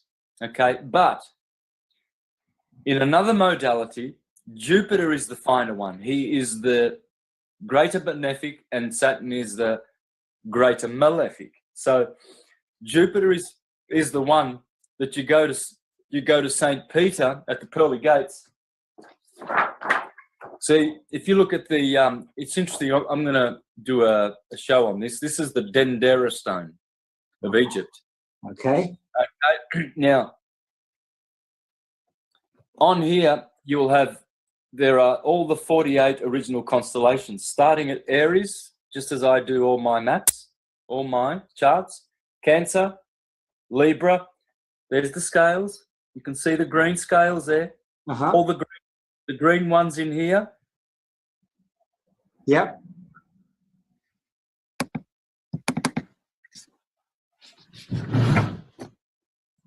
Okay, all these green ones. So there's Libra, right there where I have my Libra always. Virgo, Scorpio, Sagittarius, Capricorn, Aquarius, Pisces, Aries.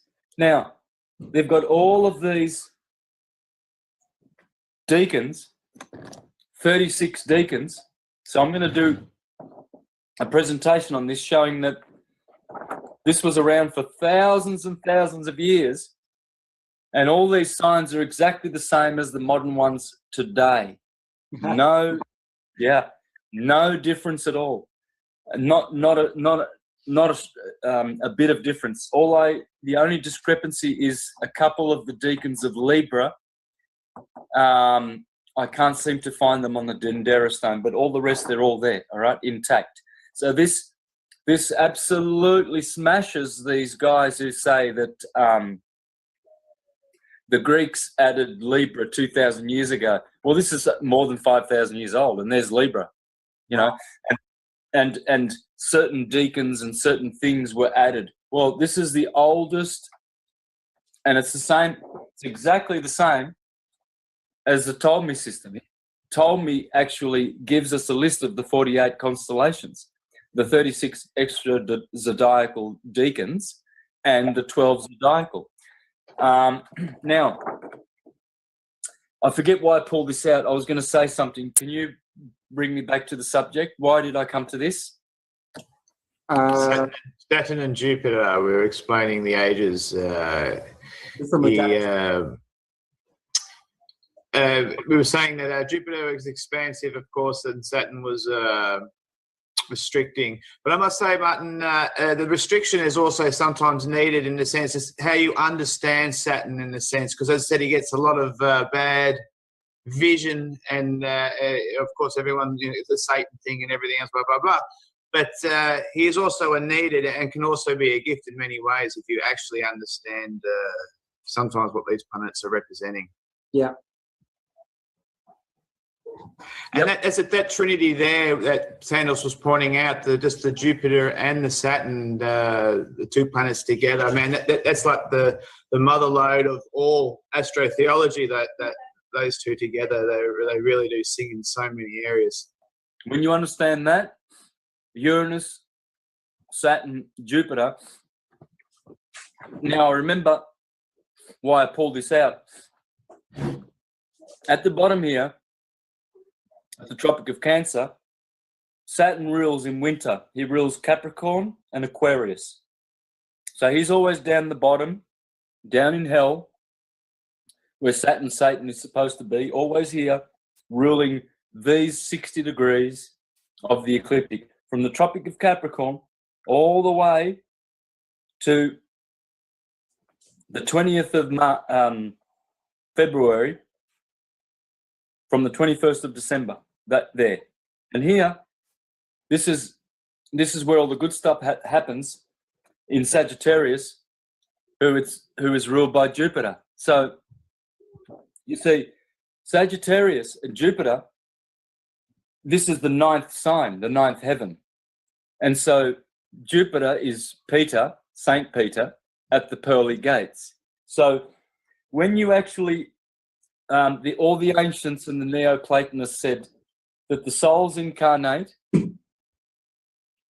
at the Tropic of Cancer, come through into the solar system, at the Tropic of Cancer, and that's where the moon rules, and leave at the rings of Saturn at the Tropic of Capricorn. But just before Saturn gets his rulership here in Capricorn and Aquarius, Saint Peter, Jupiter, is here in heaven at the pearly gates. This is where you go to the ninth heaven, to Jupiter's sign. And the deacons, interesting that the deacons of Sagittarius, one of them's called the harp, lyra, with Vega in it. Lyra is, in other words, a guitar. Yeah. So what do you see people doing at the gates of near the pearly gates in heaven? You see them playing a harp. Yeah. And then there's another deacon called Ara, which is an altar.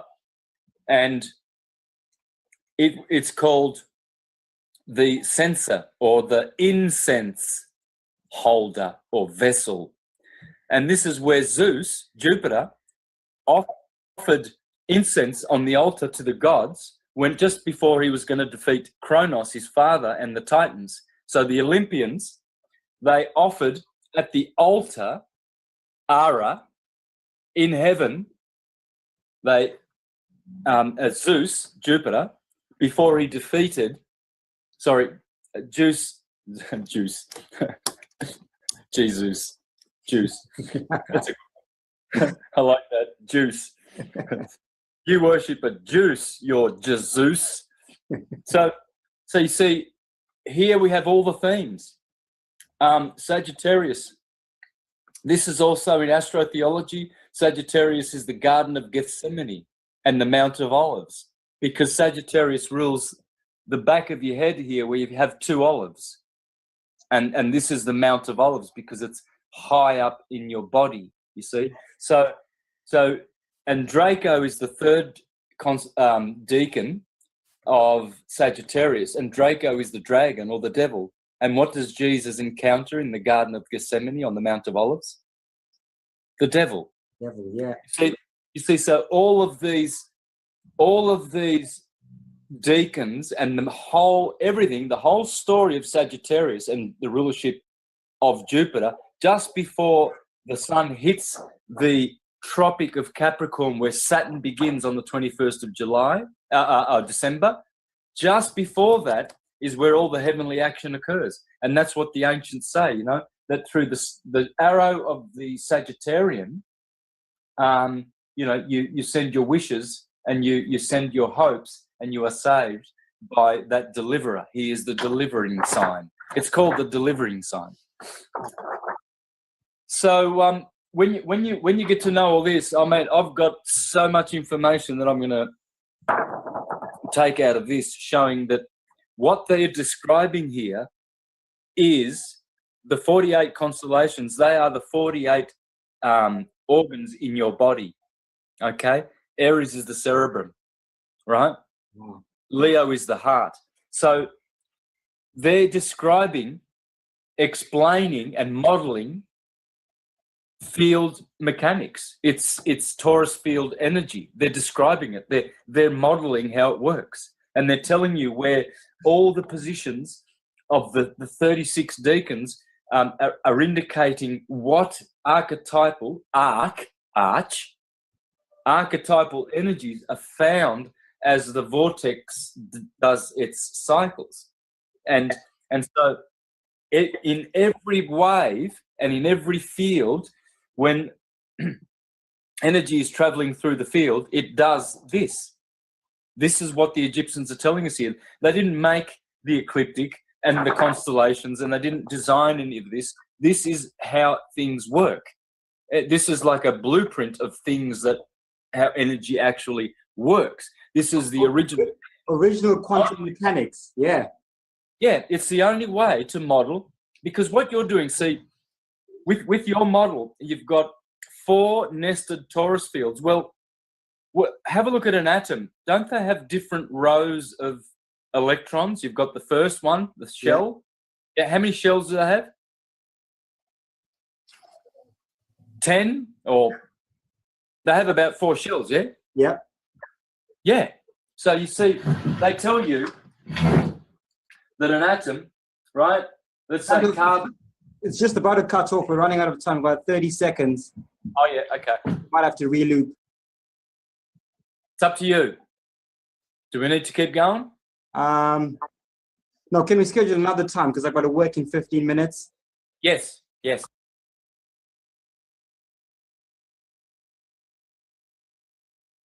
That was actually a good ass fucking good video. I'm gonna take off. I'll see you guys tomorrow. Good night, everybody.